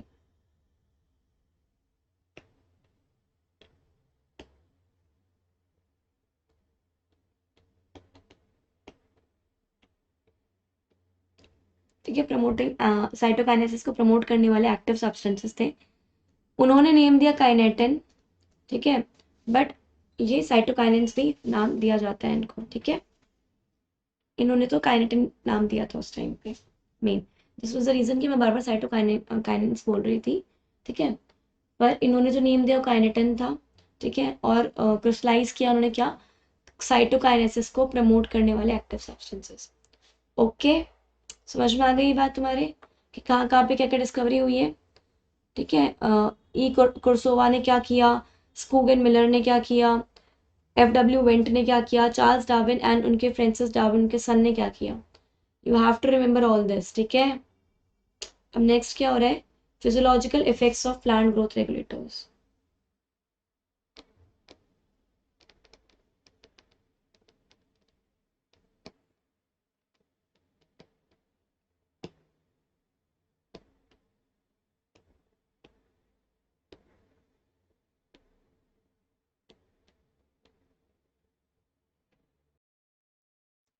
सो जैसे कि मैं आपको बोला कि आपको इन सब में लर्न बहुत ज़्यादा करना है, समझने का इतना नहीं है, तो चलो आते हैं द मोस्ट लर्निंग पार्ट में इस चैप्टर के, physiological effects of plant growth regulators में।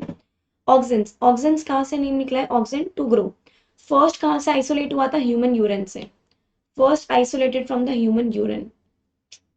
IAA इंडोल 3 एसिटिक एसिड या कोई भी नेचुरल कोई सिंथेटिक कंपाउंड है जो तुम्हारी ग्रोथ रेगुलेटिंग प्रॉपर्टीज दिखा रहा है, वो तुम्हारे ऑक्सिन के अंडर आता है, ठीक है। Produce by the growing apexes of the stems and roots, देखा था ना, टिप ऑफ द कॉलेप्टाइल में था ये, ठीक है। फिर ये ग्रोइंग एपेक्सेस से और स्टेम से कहाँ माइग्रेट कर जाता है, आपके उन रीजन्स पे जहाँ पे इसको जरूरत है, इनका रीजन ऑफ एक्शन है।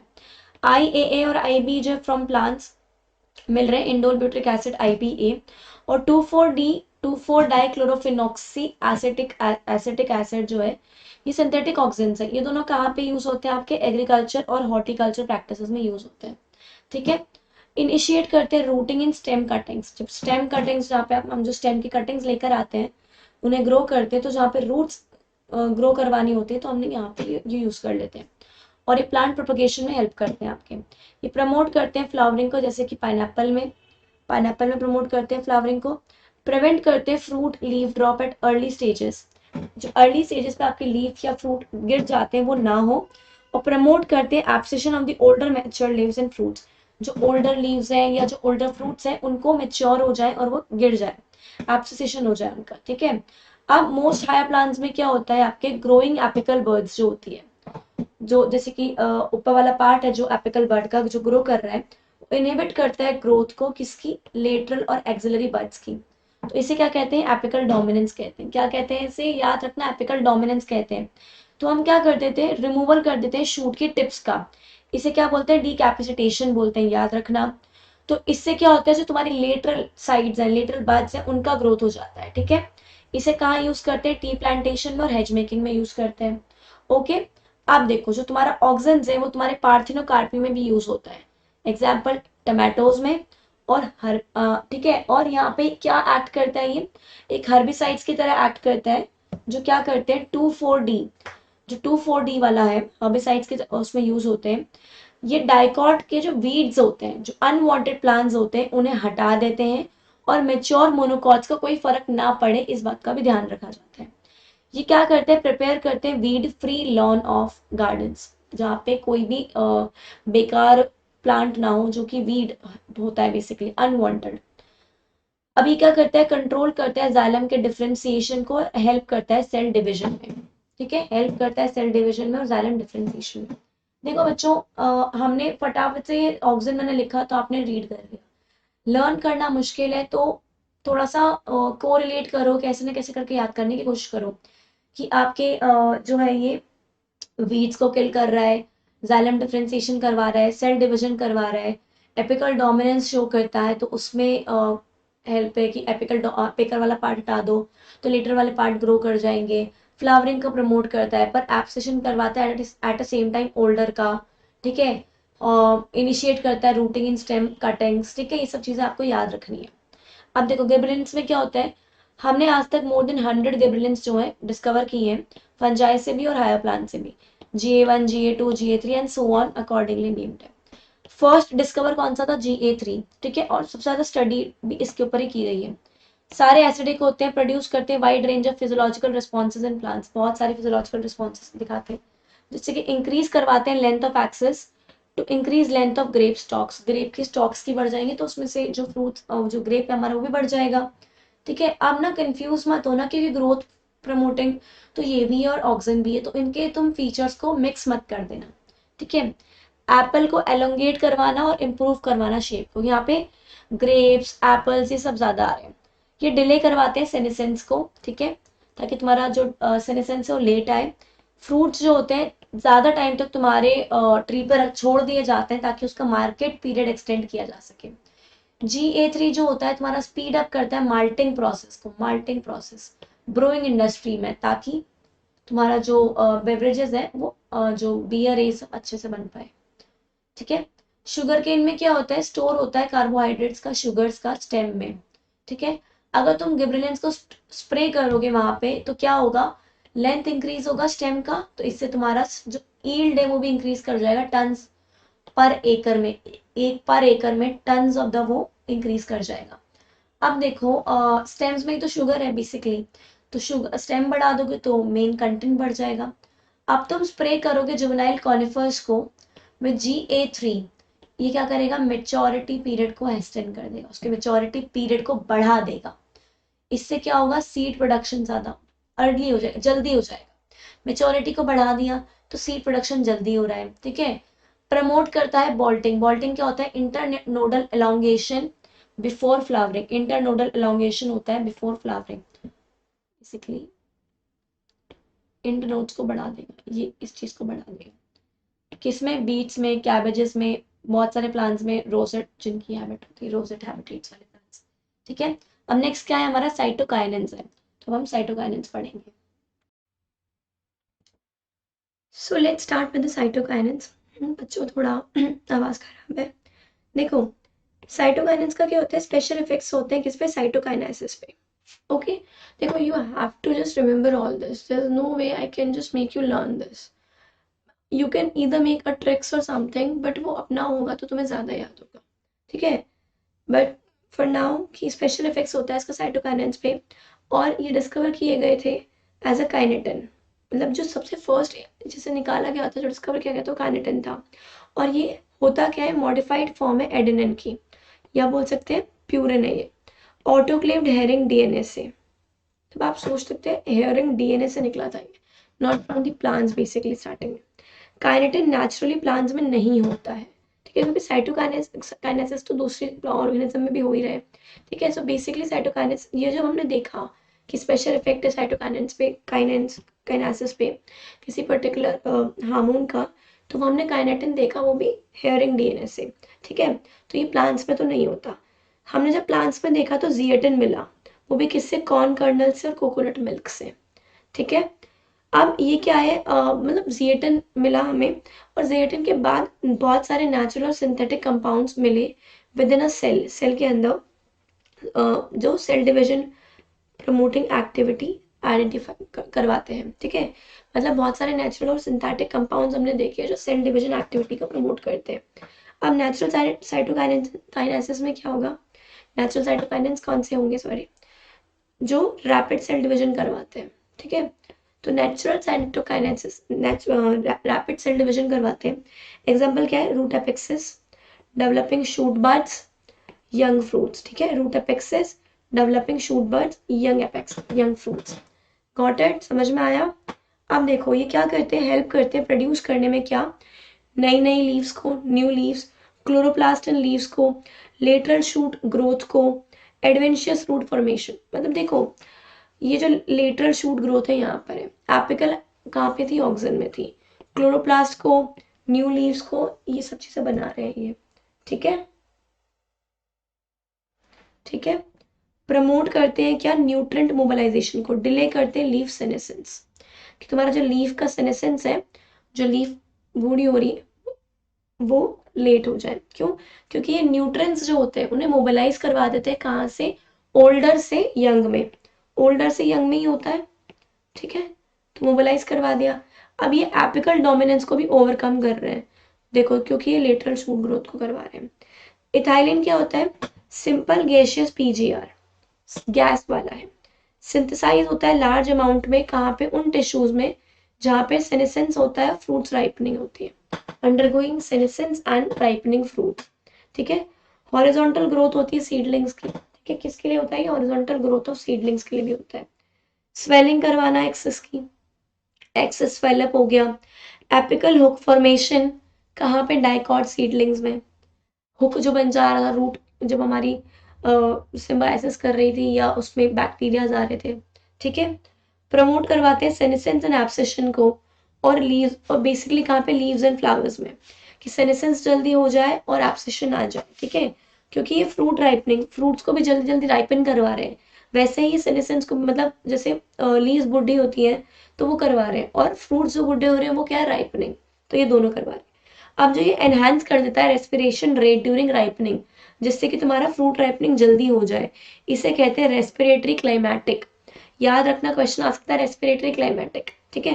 देखो क्वेश्चन तो इसके किसी भी इफेक्ट से या जो ये कर रहे हैं उससे आ सकता है, बट जो एटलीस्ट इस तरीके से है वो तुम्हें मेजरली याद रखने हैं।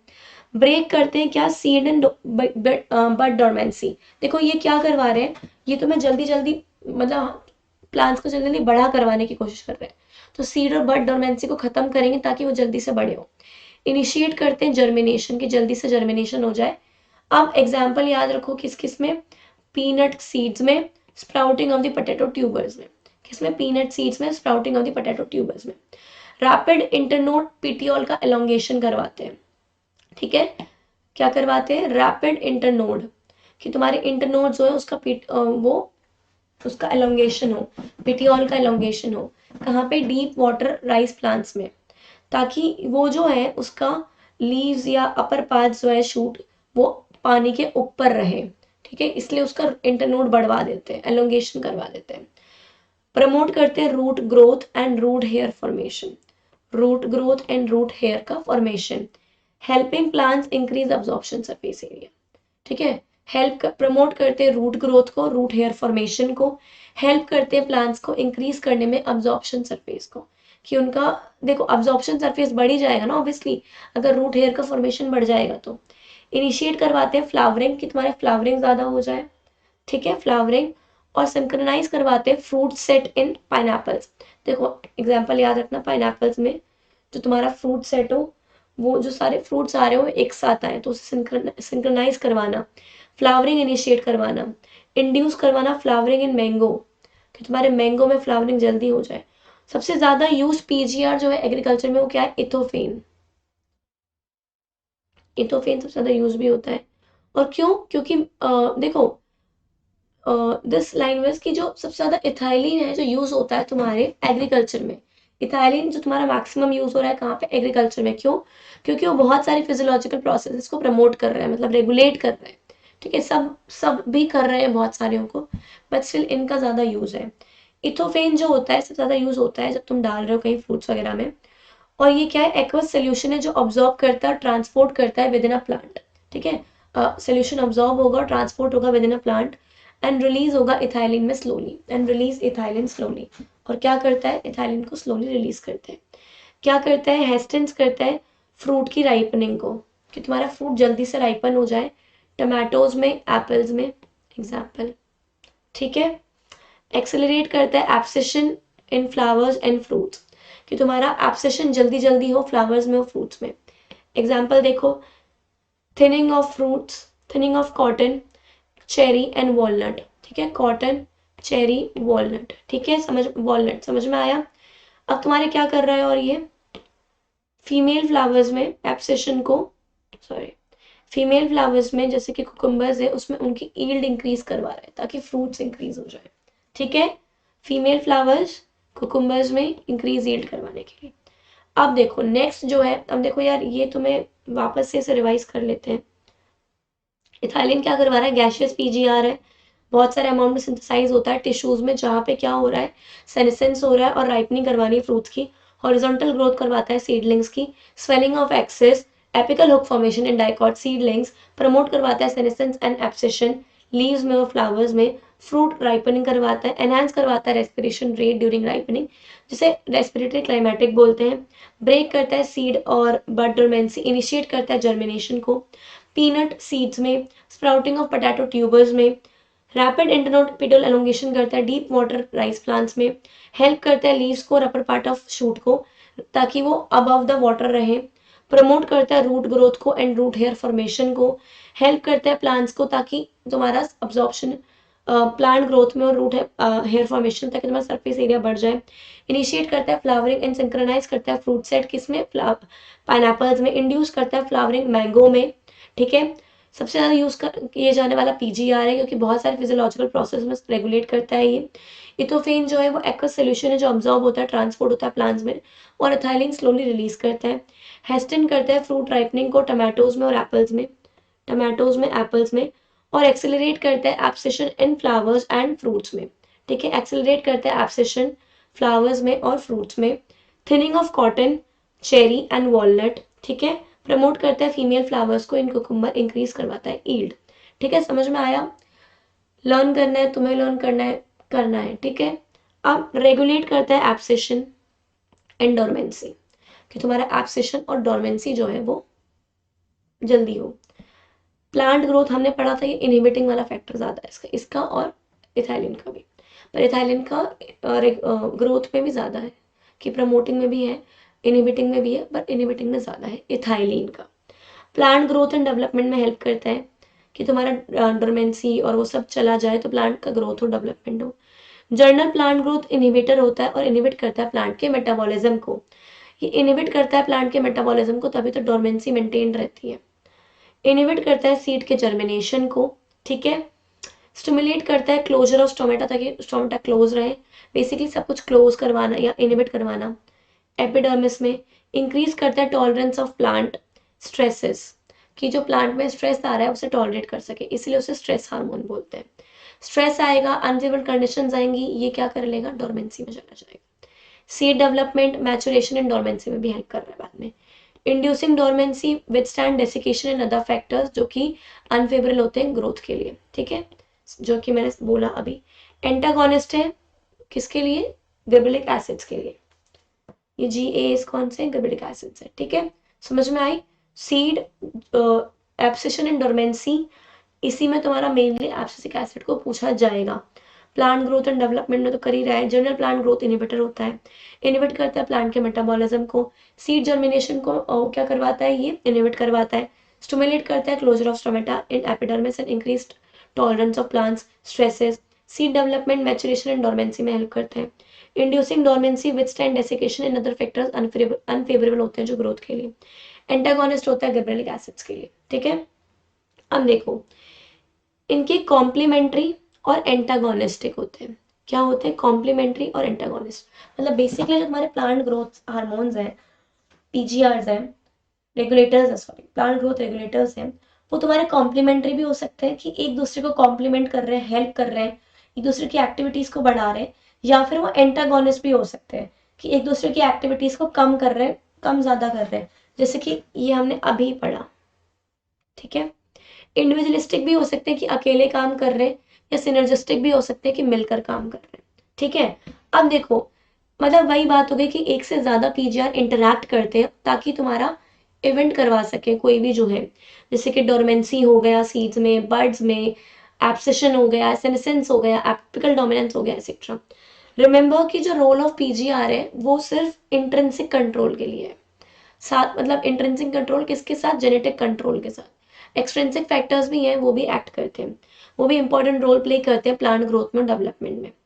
एक्सट्रिंसिक फैक्टर्स क्या हो गए, जैसे कि temperature, light, control plant growth, development विया PGRs, ठीक है। अब इसमें क्या आ सकता है, vernalization, flowering, dormancy, seed germination, plant movements etcetera. अभी हम क्या पढ़ेंगे कि रोल ऑफ लाइट क्या है और टेम्परेचर क्या है तुम्हारे प्लांट ग्रोथ में, जो कि एक्सट्रिंसिक फैक्टर्स हैं, और फ्लावरिंग इनिशिएशन में क्या है रोल, कि फ्लावरिंग कैसे इनिशिएट होती है उनके साथ। पहला पढ़ेंगे हम क्या, जो लाइट की वजह से है, फोटो पीरियोडिज्म। अब फोटो पीरियोडिज्म तो तुम क्या समझ लो, लाइट पीरियोडिज्म की उसका कितना पीरियड होगा जो अफेक्ट करे। देखो ये क्या होता है, कुछ प्लांट्स में पीरियोडिक एक्सपोजर जो होता है लाइट को, वो इंड्यूस करवाता है फ्लावरिंग। क्या करवाता है, पीरियोडिक एक्सपोजर, वो जो सारे हार्मोन्स थे, वो लर्निंग वाला पार्ट था, इसलिए I just wrote it down first and then मैं उसे रिवाइज करवाया। ये तो चलो समझाने का भी है इसलिए।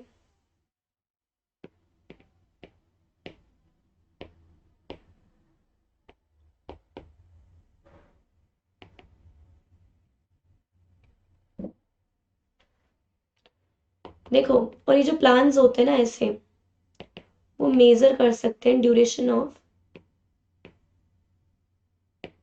क्या, एक्सपोजर ऑफ लाइट,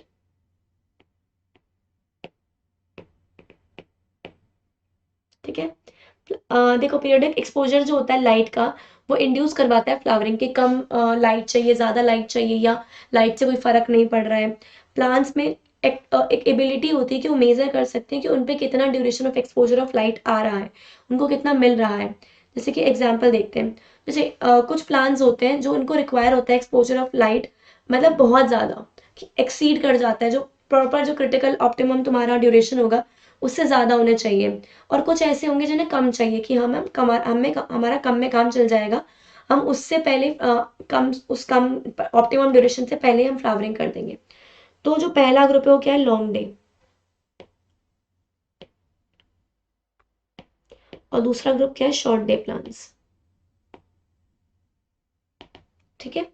इसमें क्या था, मोर लाइट, इसमें क्या था, लेस लाइट, ड्यूरेशन है बेसिकली,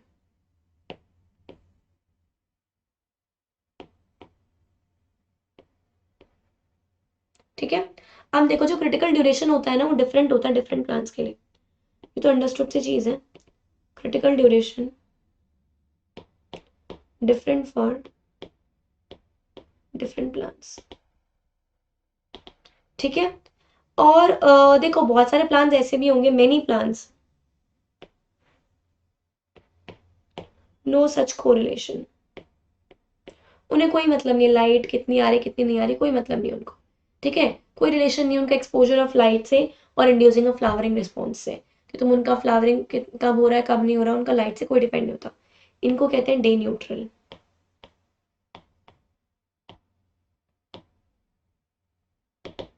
समझ में आया? हम्म।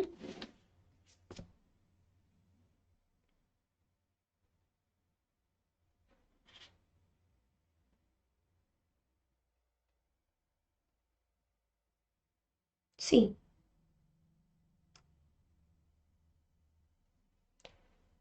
ये है लॉन्ग डे प्लांट। इनको क्या चाहिए, फ्लावरिंग कब होगी, जब अबव होगा क्या, क्रिटिकल फोटो पीरियड। और ये होंगे शॉर्ट डे प्लांट जिनका क्रिटिकल फोटो पीरियड से बिलो होगा तो फ्लावरिंग होगी, अबव चला गया तो कोई फ्लावरिंग नहीं होगी। ठीक है। Day neutral plants flowering after vegetative maturity. कोई मतलब नहीं है कौन सी लाइट है कौन सी लाइट नहीं है। ठीक है, कितनी ज्यादा है कितनी कम है। समझ में आई ये चीज आपको? कोई डाउट तो नहीं है इसमें? हम्म। अब देखो, देखो अब ऐसी बात है कि सिर्फ ड्यूरेशन ऑफ लाइट नहीं, ड्यूरेशन ऑफ डार्क पीरियड भी इंपॉर्टेंट है।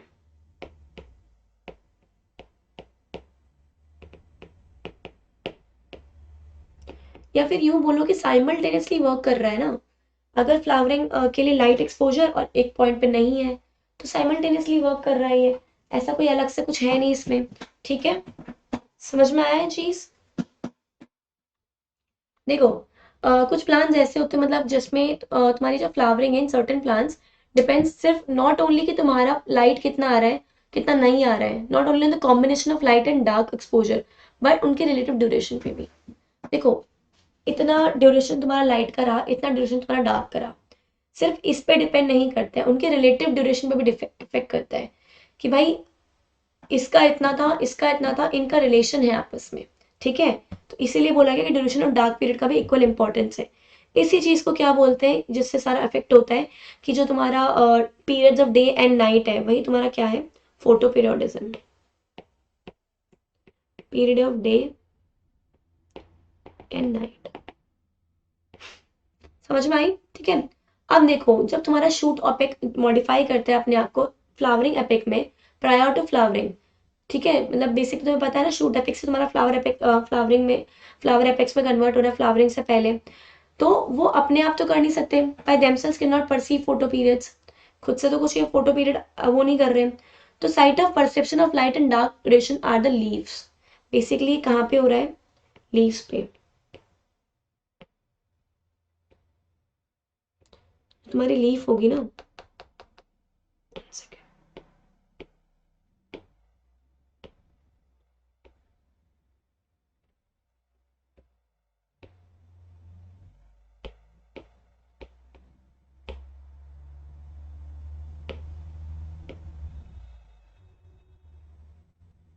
ये मानो भी बर्ड है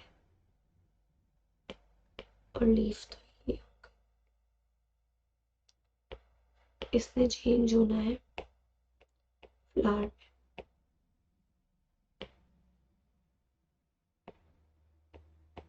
ठीक है, तो भाई देखो सुनो, हो क्या रहा है यहाँ पे कि अब जो तुम्हारा ये शूट एपेक्स है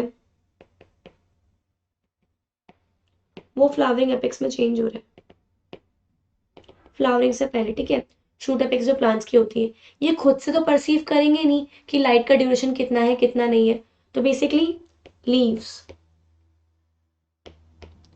साइट ऑफ परसेप्शन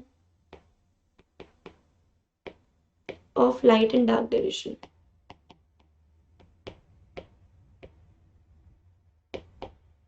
ठीक है, इट हैज बीन हाइपोथेसाइज्ड दैट जो तुम्हारा हार्मोनल सब्सटेंस होता है ना वो कहीं ना कहीं रिस्पॉन्सिबल होता है फ्लावरिंग के लिए। हाइपोथाइज्ड बोला मैंने क्यों, क्योंकि इसका कोई एग्जैक्ट प्रूफ नहीं है कि हाँ कोई ऐसा हार्मोन ऐसा कोई सब्सटेंस है क्या। ठीक है, ये जो हार्मोनल सब्सटेंस है ये माइग्रेट करता, और ये भी माना गया है कि ये जो हार्मोनल सब्सटेंस है वो माइग्रेट करता है लीव से शूट एपेक्स की तरफ जब तुम्हारा फ्लावरिंग इंड्यूस होने वाली होती है। ठीक है, जब तुम्हारा प्लांट जो है एक्सपोज होता है इंडक्टिव फोटो पीरियड को कि हाँ इतने फोटो पीरियड में वो तुम्हारा फ्लावरिंग इंड्यूस करेगा, उतने टाइम पे तुम्हारा उसी टाइम पे तुम्हारा हार्मोन लीफ से वहां चला जाएगा ऊपर। अब नेक्स्ट टॉपिक क्या है तुम्हारा, वर्नलाइजेशन। जैसे तुम्हारा लाइट का एक्सपोजर जरूरी है ऐसे ही तुम्हारा ये क्या करता है, क्वालिटेटिवली और क्वांटिटेटिवली।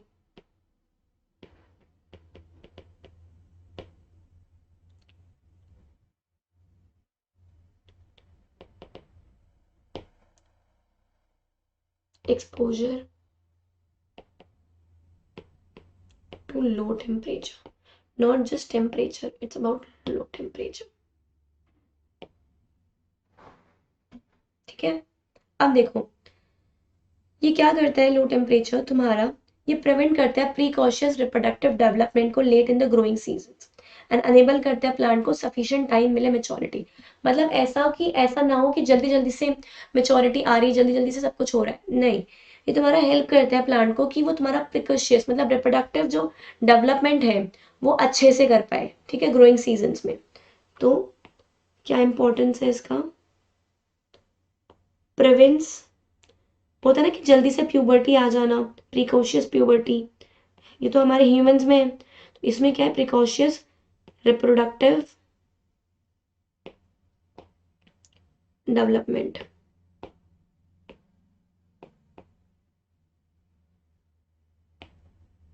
ठीक है, late in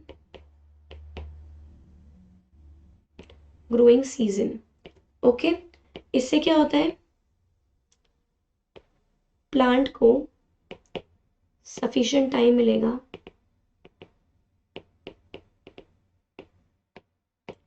to reach maturity.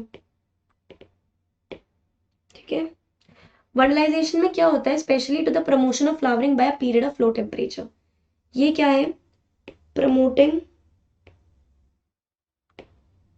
क्या, फ्लावरिंग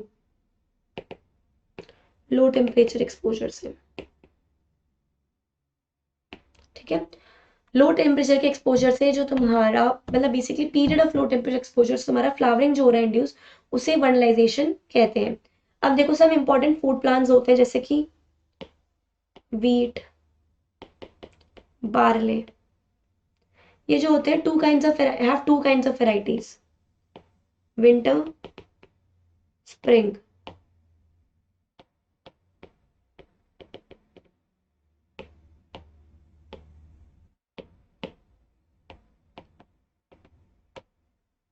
ठीक है, अब जो स्प्रिंग वैरायटी नॉर्मली प्लांटेड कब होती है, स्प्रिंग में, और फ्लावर करती है, प्रोड्यूस करती है grain before the end of the growing season.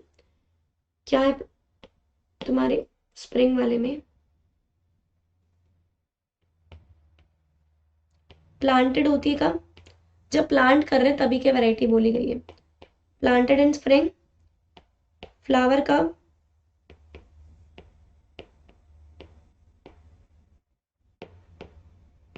Flower and produce grain before end of growing season. Flower and produce grain before end of the growing season, कि तुम्हारा सीजन वो करे उससे पहले। और विंटर वेराइटीज में क्या होता है तुम्हारा, if planted in spring would normally fail to flower और produce mature grain within a span of flowering season. अगर तुम्हारी विंटर वेराइटी को मतलब जो विंटर की वेराइटी उसे तुम स्प्रिंग में प्लांट कर दो तो वो तुम्हारा नहीं कर पाएगी प्रोड्यूस मेच्योर ग्रेन तुम्हारे पर्टिकुलर फ्लावरिंग सीजन में।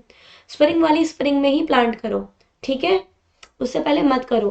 तो इसलिए क्या करते, विंटर वाली को प्लांट करते ऑटम में, ताकि वो जर्मिनेट करती है over winter, come out as a small seedlings.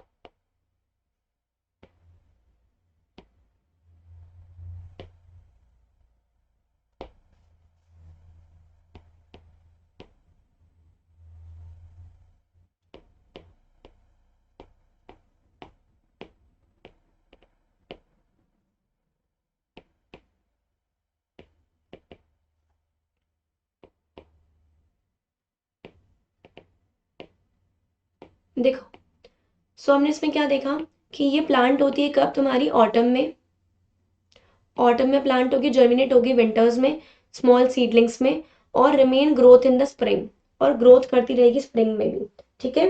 Resume growth in spring, resume. और हार्वेस्ट कब की जाएगी? मिड समर में। याद रखना कि क्या हो रहा है स्प्रिंग में, स्प्रिंग में प्लांट हो रही है, फ्लावर प्रोड्यूस हो रहा है before the end of the growing season. यहाँ ऑटम में तुम्हारा और विंटर में इसका सीडलिंग्स आ रहा है, और रिज्यूम हो रहा है ग्रोथ तुम्हारा स्प्रिंग में, और हार्वेस्ट हो रहा है मिड समर में, ठीक है। दूसरा एग्जाम्पल है जो वर्नलाइजेशन का, वो क्या है? Biennial plants.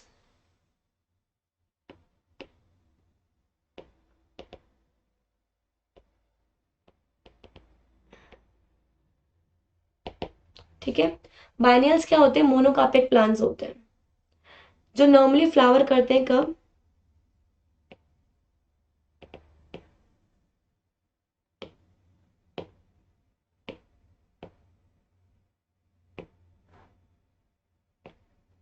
फ्लावर करते हैं और डाई इन सेकेंड सीजन, ठीक है। एग्जाम्पल क्या है इनके? शुगर बीट, कैबेजेस, कैरेट्स, और ये क्या है? बाइनियल तुम्हारे प्लांट्स हैं। तो याद रखना, sugar beet, cabbages, carrots, sugar beet, cabbages, carrots, ठीक है। अब तुम जब इस सारे प्लांट्स को सब्जेक्ट करते हो किसमें? Growing of the biennial plant to cold treatment, तो ये स्टिमुलेट करता है subsequent photoperiodic flowering response. Basically तुम्हारा ये भी हेल्प करता है किसमें? प्रमोट में। तो ग्रोइंग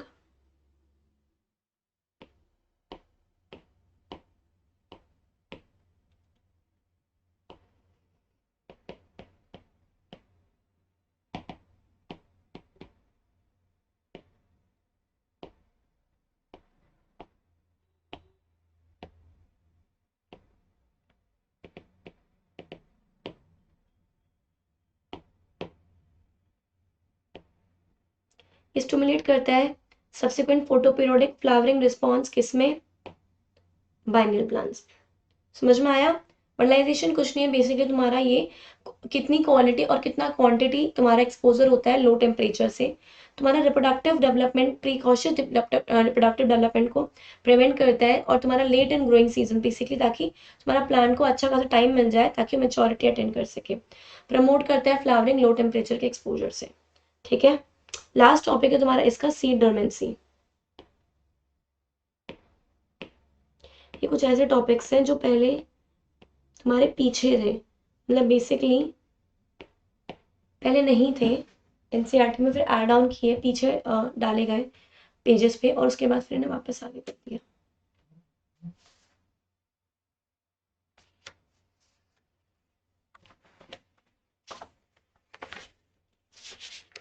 ठीक है, तो बताओ सीड डोमेंसी क्या होता है? देखो कुछ सीड्स होते हैं बेसिकली वो जर्मिनेट नहीं कर पाते चाहे तुम उन्हें एक्सटर्नल कंडीशंस जो है फेवरेबल दो तब भी, ठीक है। सुनना ये बात अच्छे से, इधर नथिंग कि तुम ज्यादा लिखो इसमें, तो नथिंग टू दैट, ज्यादा लर्निंग समझने का है।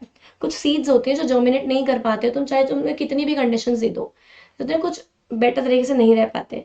इवन जब तुम्हारे फेवरेबल कंडीशंस हैं, एक्सटर्नल फेवरेबल कंडीशंस हैं, ये seeds understood to be undergoing a period of dormancy.